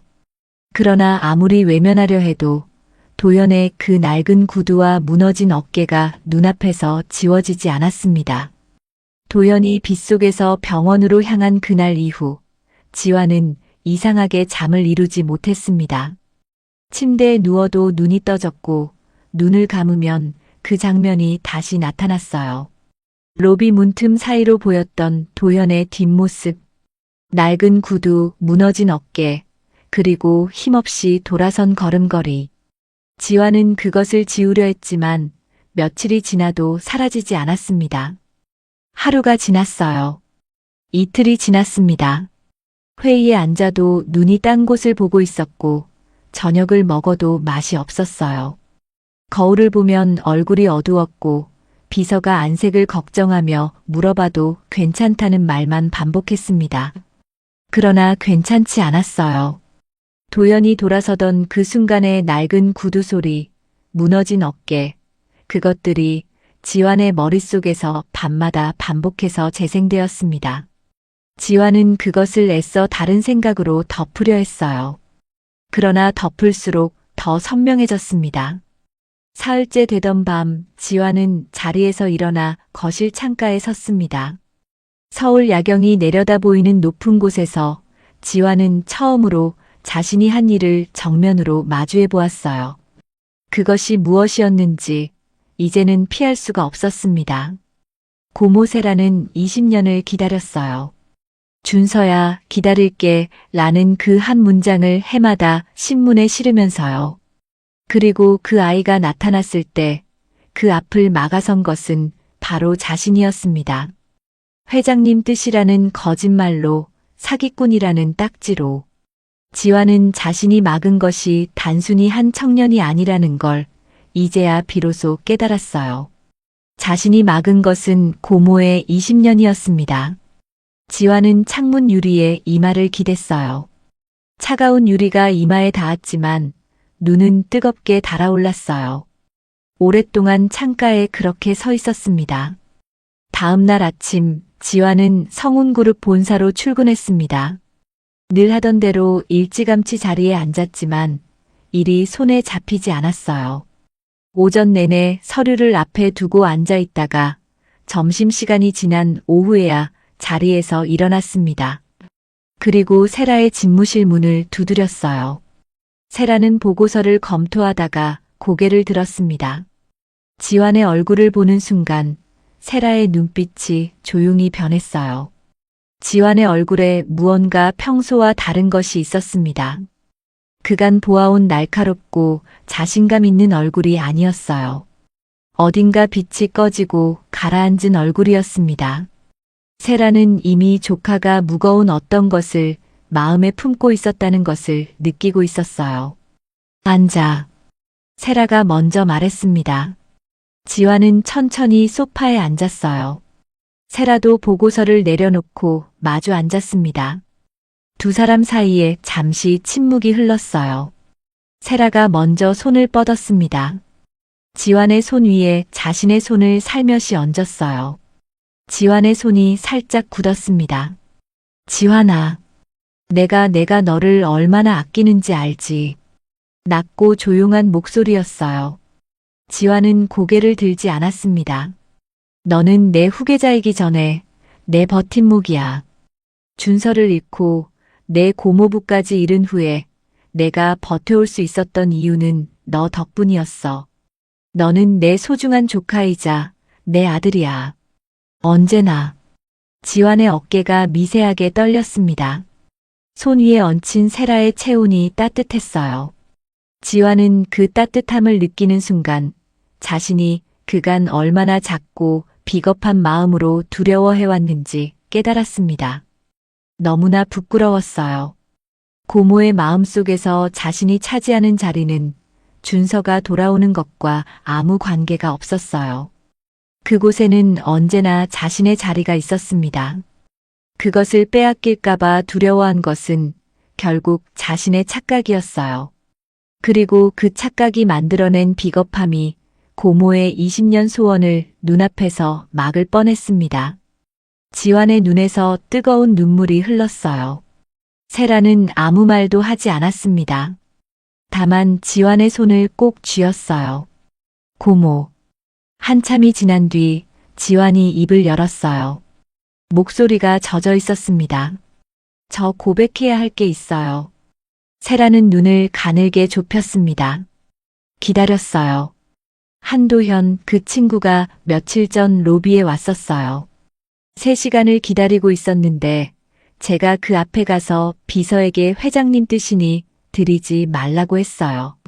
거짓말을 했습니다. 고모에게 알리지도 않았고요. 세라의 손이 잠깐 멈추었습니다. 지환은 계속했어요. 연회장에서 처음 도연을 쫓아낸 것부터 대학 근처에서 만나 압박한 것, 전과자라는 말로 독서를 퍼부은 것까지 자신이 저지른 일들을 하나도 빠짐없이 말했습니다. 말하는 동안 지환의 목소리는 낮고 떨렸어요. 고개를 들지 못했습니다. 세라는 처음에 눈을 감았어요. 그 눈 안쪽으로 뜨거운 것이 차올랐습니다. 불같이 화를 낼 수도 있었어요. 당연히 그럴 수 있었습니다. 20년을 기다렸는데 그 아이가 왔을 때 자신도 모르게 문 앞에서 돌려보내졌다는 사실은 분노라는 말로도 부족할 수 있었어요. 그러나 세라는 그렇게 하지 않았습니다. 눈을 떴을 때 그 눈에는 분노 대신 깊고 조용한 슬픔이 담겨 있었어요. 세라는 자리에서 일어나 지환 옆에 앉았습니다. 그리고 조카의 어깨를 조용히 안아 위로하듯 토닥, 토닥 두드렸습니다. 지환은 그 품 안에서 어깨를 떨었습니다. 장성한 이후로 고모에게 이렇게 안겨본 것은 처음이었어요. 두 사람은 한동안 말없이 그렇게 있었습니다. 세라도 울고 지환도 울었습니다. 서로 안고 우는 이유가 달랐지만 그 눈물의 무게는 비슷했어요.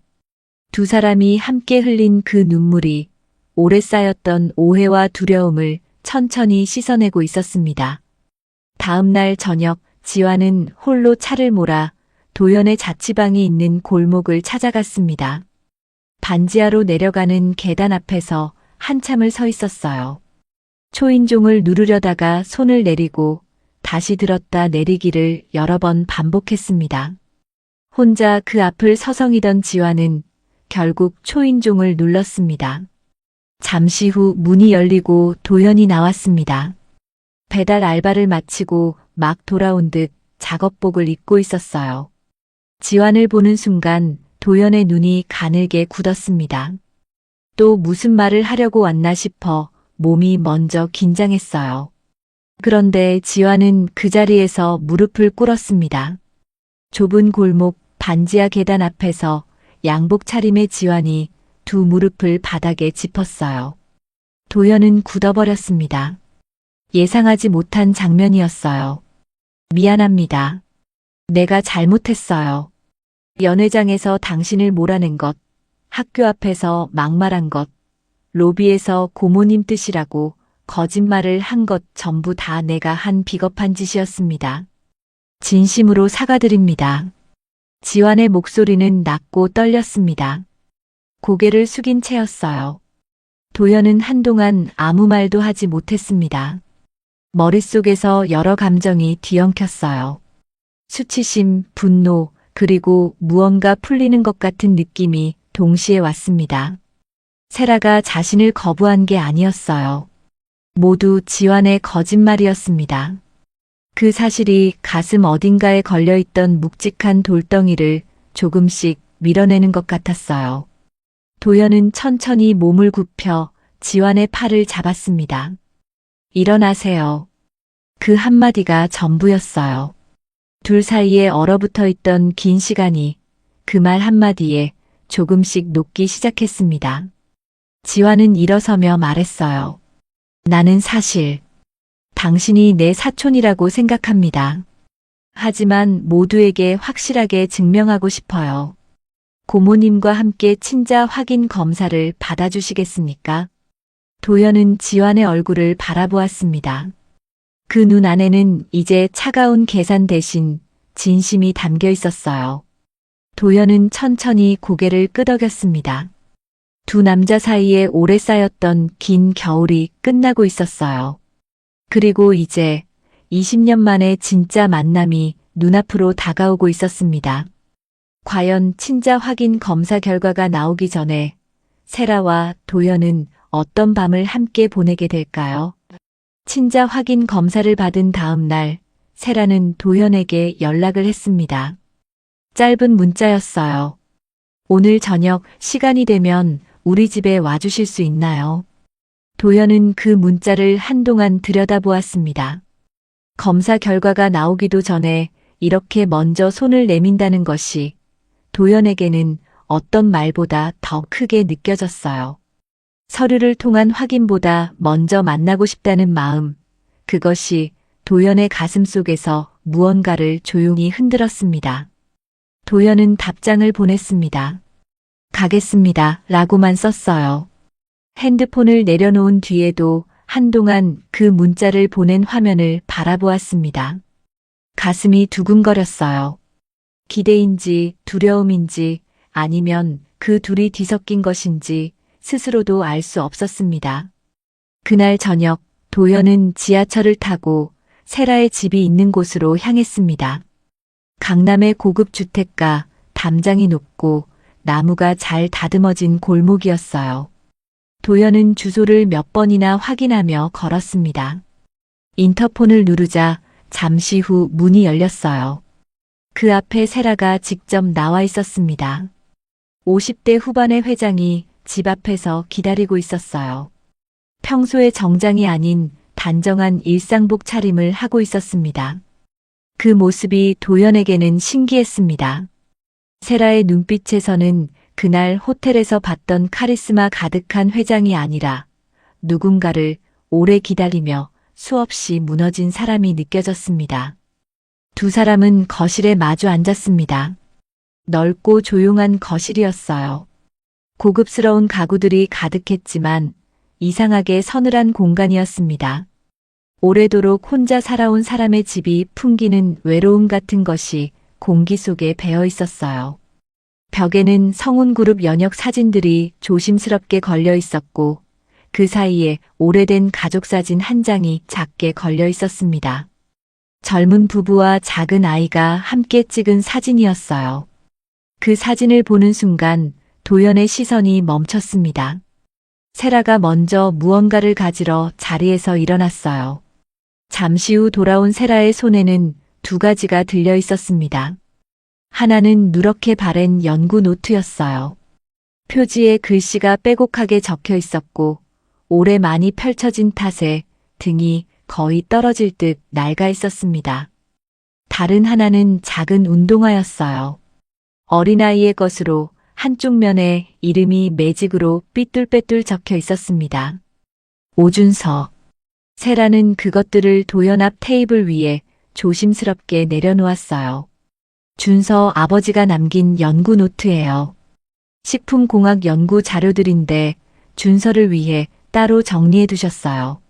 언젠가 아들에게 주려고 했던 것들이에요. 세라의 목소리는 낮고 떨렸습니다. 최대한 담담하게 말하려는 것이 느껴졌어요. 그러나 그 담담함 속에서 20년치 그리움이 새어나왔습니다. 도연은 노트에 손을 뻗었습니다. 표지를 천천히 넘겼어요.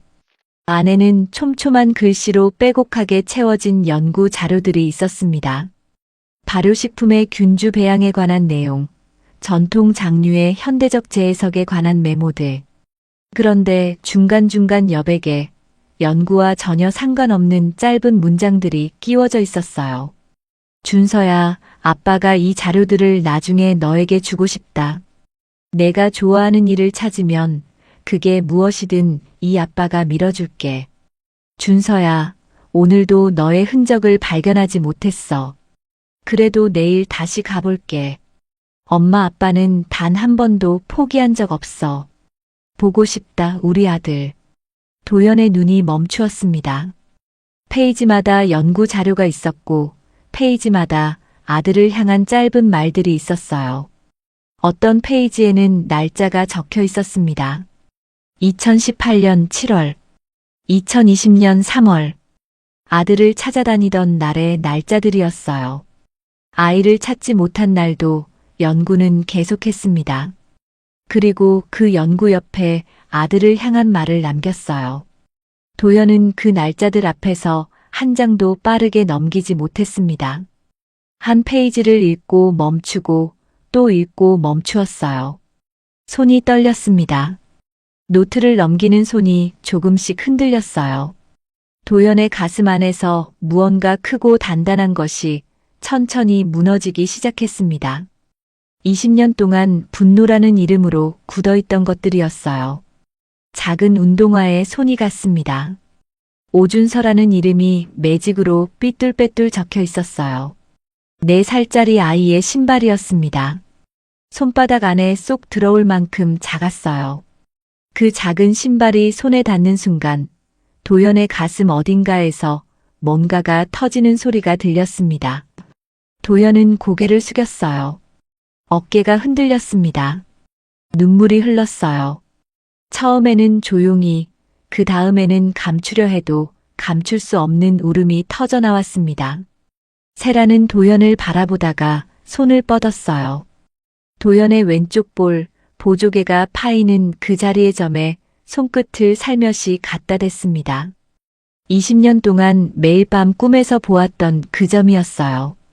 그 점을 손끝으로 느끼는 순간 세라의 눈에서도 눈물이 쏟아졌습니다.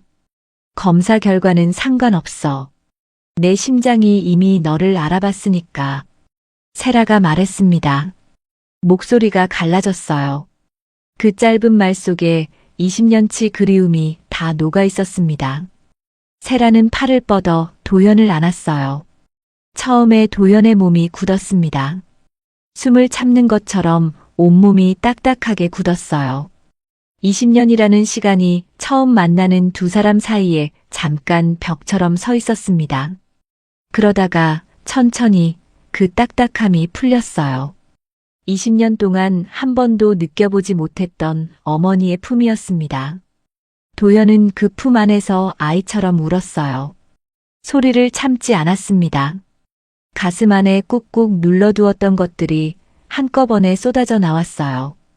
20년 동안의 외로움, 버려졌다는 상처, 부모를 향한 원망과 그리움, 그리고 이제야 비로소 알게 된 진실의 무게까지. 그것들이 모두 울음이 되어 흘렀습니다. 세라도 도연의 등을 끌어안은 채 울었어요. 아들의 거친 등을 손으로 쓸어내리며 소리 없이 흐느꼈습니다. 20년 동안 찾아 헤맸던 아이가 지금 이 품 안에 있었어요. 그 사실이 믿기지 않으면서도 어머니의 심장은 너무나 정확하게 그것을 알고 있었습니다. 두 사람은 밤이 깊어가도록 이야기를 나누었습니다. 서로의 20년을 한꺼번에 채우려는 듯 말이 끊이지 않았어요. 세라가 먼저 말했습니다. 2004년 9월의 그날 공장 행사장에서 눈을 뗀 단 몇 분, 그리고 아이가 사라진 뒤에 그 긴 세월. 남편이 전국을 돌아다니다 몸이 부서진 것, 2년 전 남편을 보내던 날 눈을 감으면서 아직 아들을 못 찾았다고 중얼거리던 것. 세라는 그것들을 처음으로 누군가에게 말했어요. 말하는 동안 목소리가 여러 번 잠겼습니다. 도연도 말했어요. 야산에서 발견되어 기수 아버지 품에 안겼던 기억 버려졌다고 믿으며 마음속에서 친부모를 밀어냈던 시간들, 사춘기 시절의 방황과 전과 그리고 포기하지 않고 장학금을 받아가며 꿈을 붙들어온 이야기. 도연은 이 이야기들을 처음으로 어머니에게 했습니다. 세라는 도연의 거친 손마디를 두 손으로 감쌌어요. 배달일과 알바로 굳어진 손마디를 손끝으로 천천히 짚어가며 눈물을 흘렸습니다. 이 손이 감당했을 시간들을 생각하니 말이 나오지 않았어요.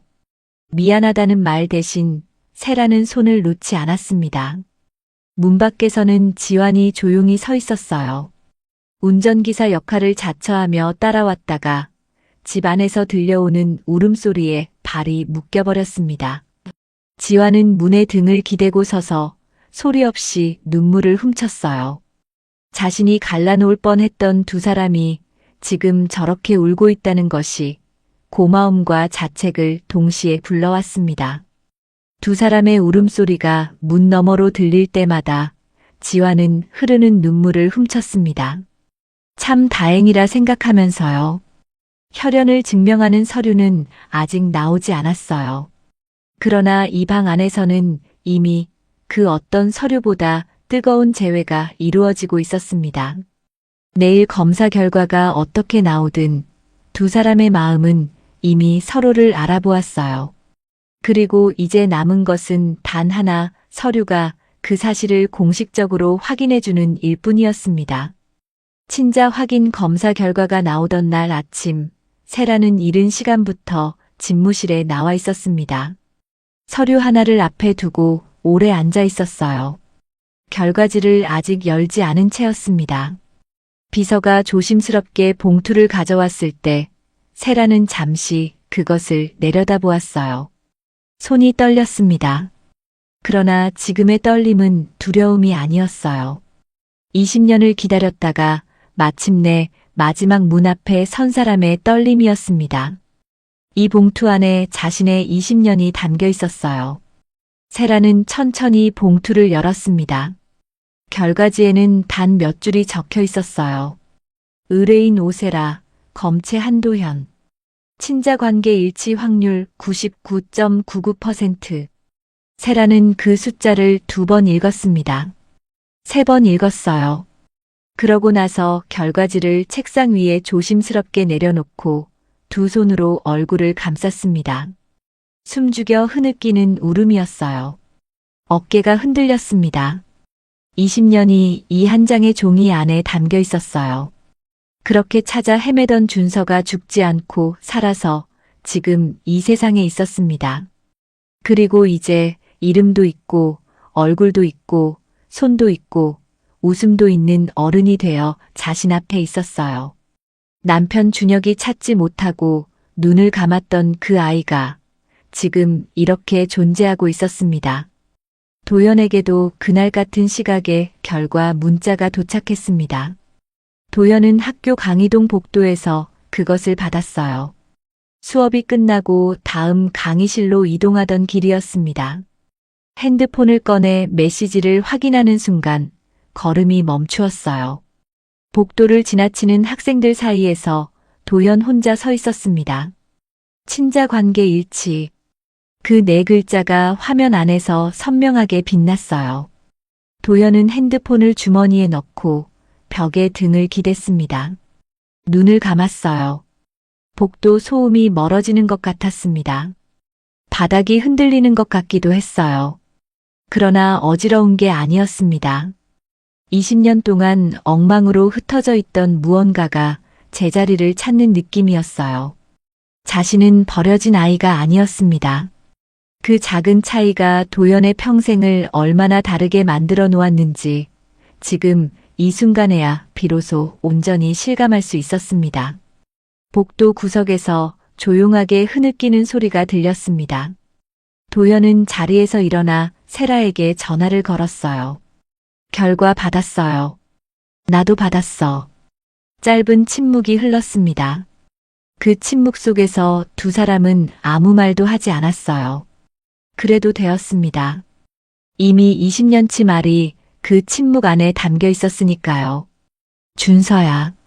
세라가 처음으로 그 이름을 불렀습니다. 도연은 그 한마디를 듣는 순간 눈물이 왈칵 쏟아졌어요. 전화를 들고 복도 구석에 서서 24살의 청년이 아이처럼 울었습니다. 자신에게 진짜 이름이 있었고 누군가가 소중하게 그것을 불러주는 순간을 맞이한 것이 믿어지지 않았습니다.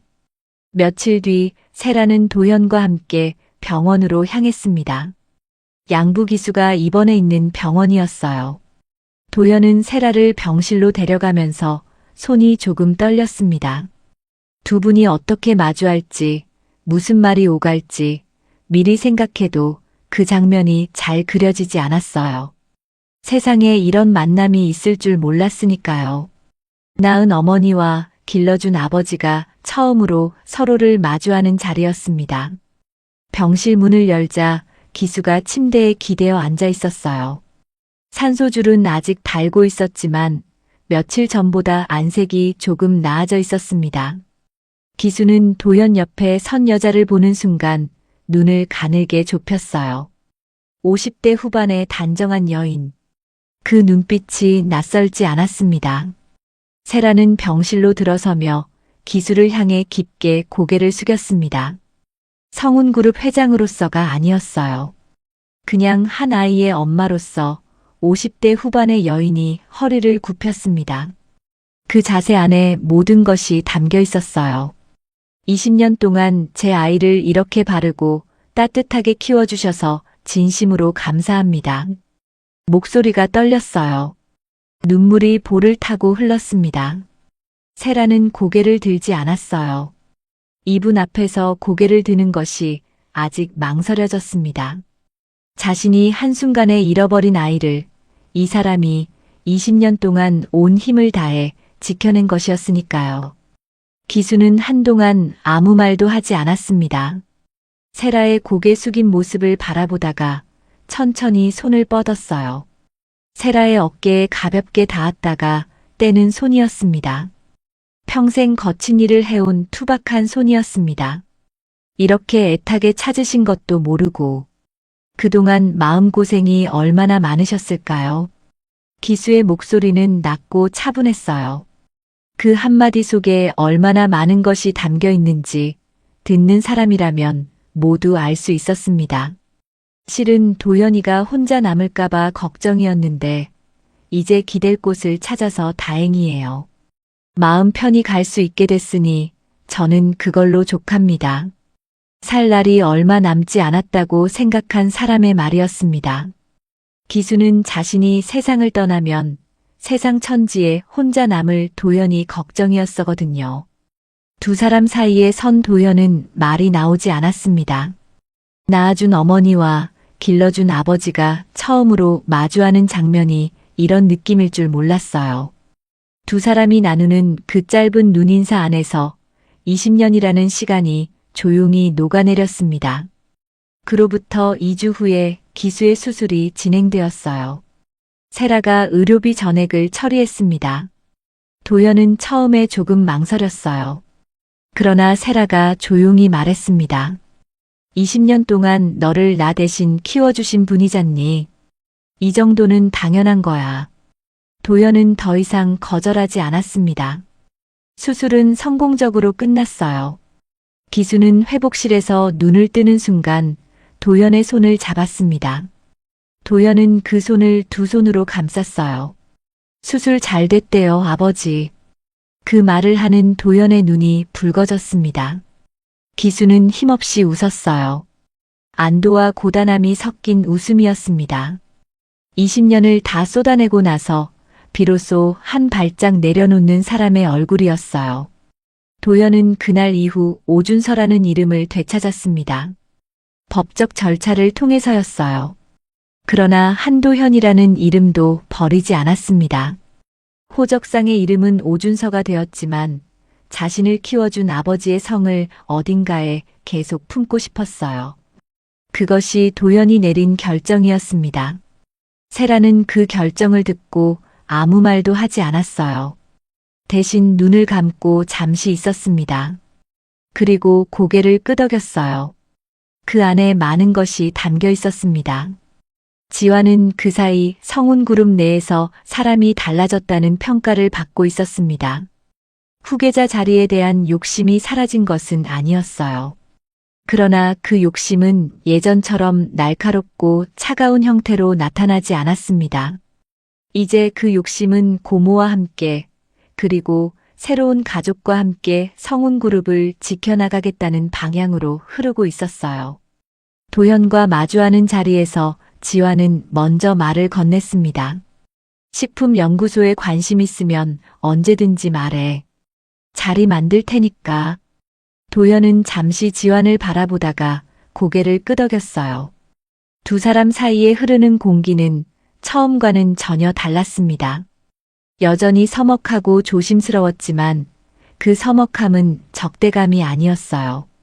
아직 쌓이지 않은 시간을 앞에 둔 두 사람이 조심스럽게 서로를 향해 걸어가는 느낌이었습니다.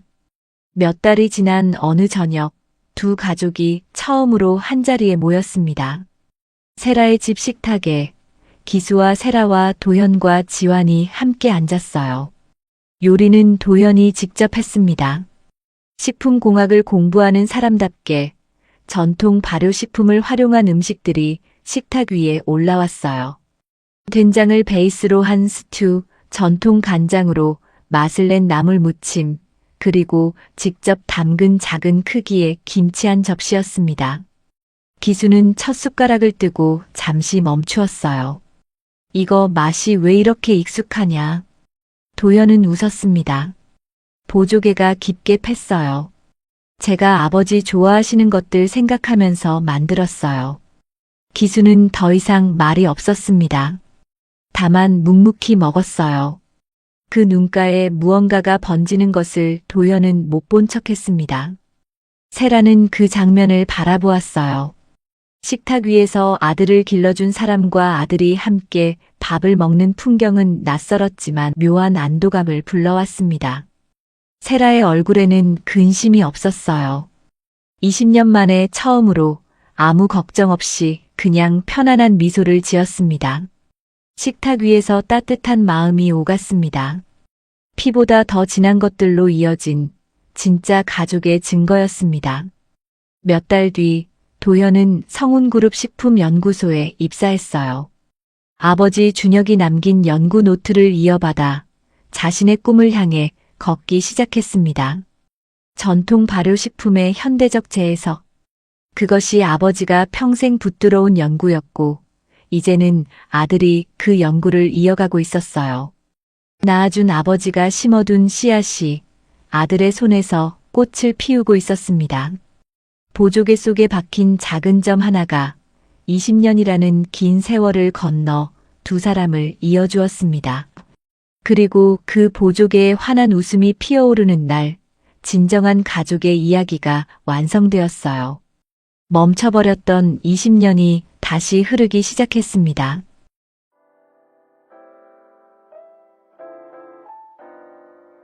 로마 황제이자 철학자였던 마르쿠스 아우렐리우스는 명상록에 이런 말을 남겼습니다. 잃어버린 것을 슬퍼하는데 시간을 쓰지 말고 아직 남아있는 것에 감사하라고요.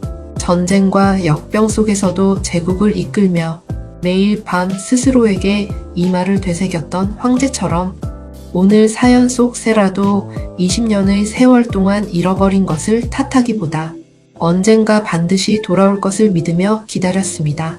살다 보면 우리 모두 되돌릴 수 없는 시간 앞에서 무너지는 순간을 겪습니다. 그러나 포기하지 않고 기다린 마음이 결국 20년을 건너 아들의 손을 잡았듯 진심으로 붙든 것은 언젠가 반드시 돌아온다는 것. 오늘 이 이야기가 우리 모두에게 전하는 가장 따뜻한 메시지가 아닐까요? 아름다운 이야기였습니다. 감사합니다.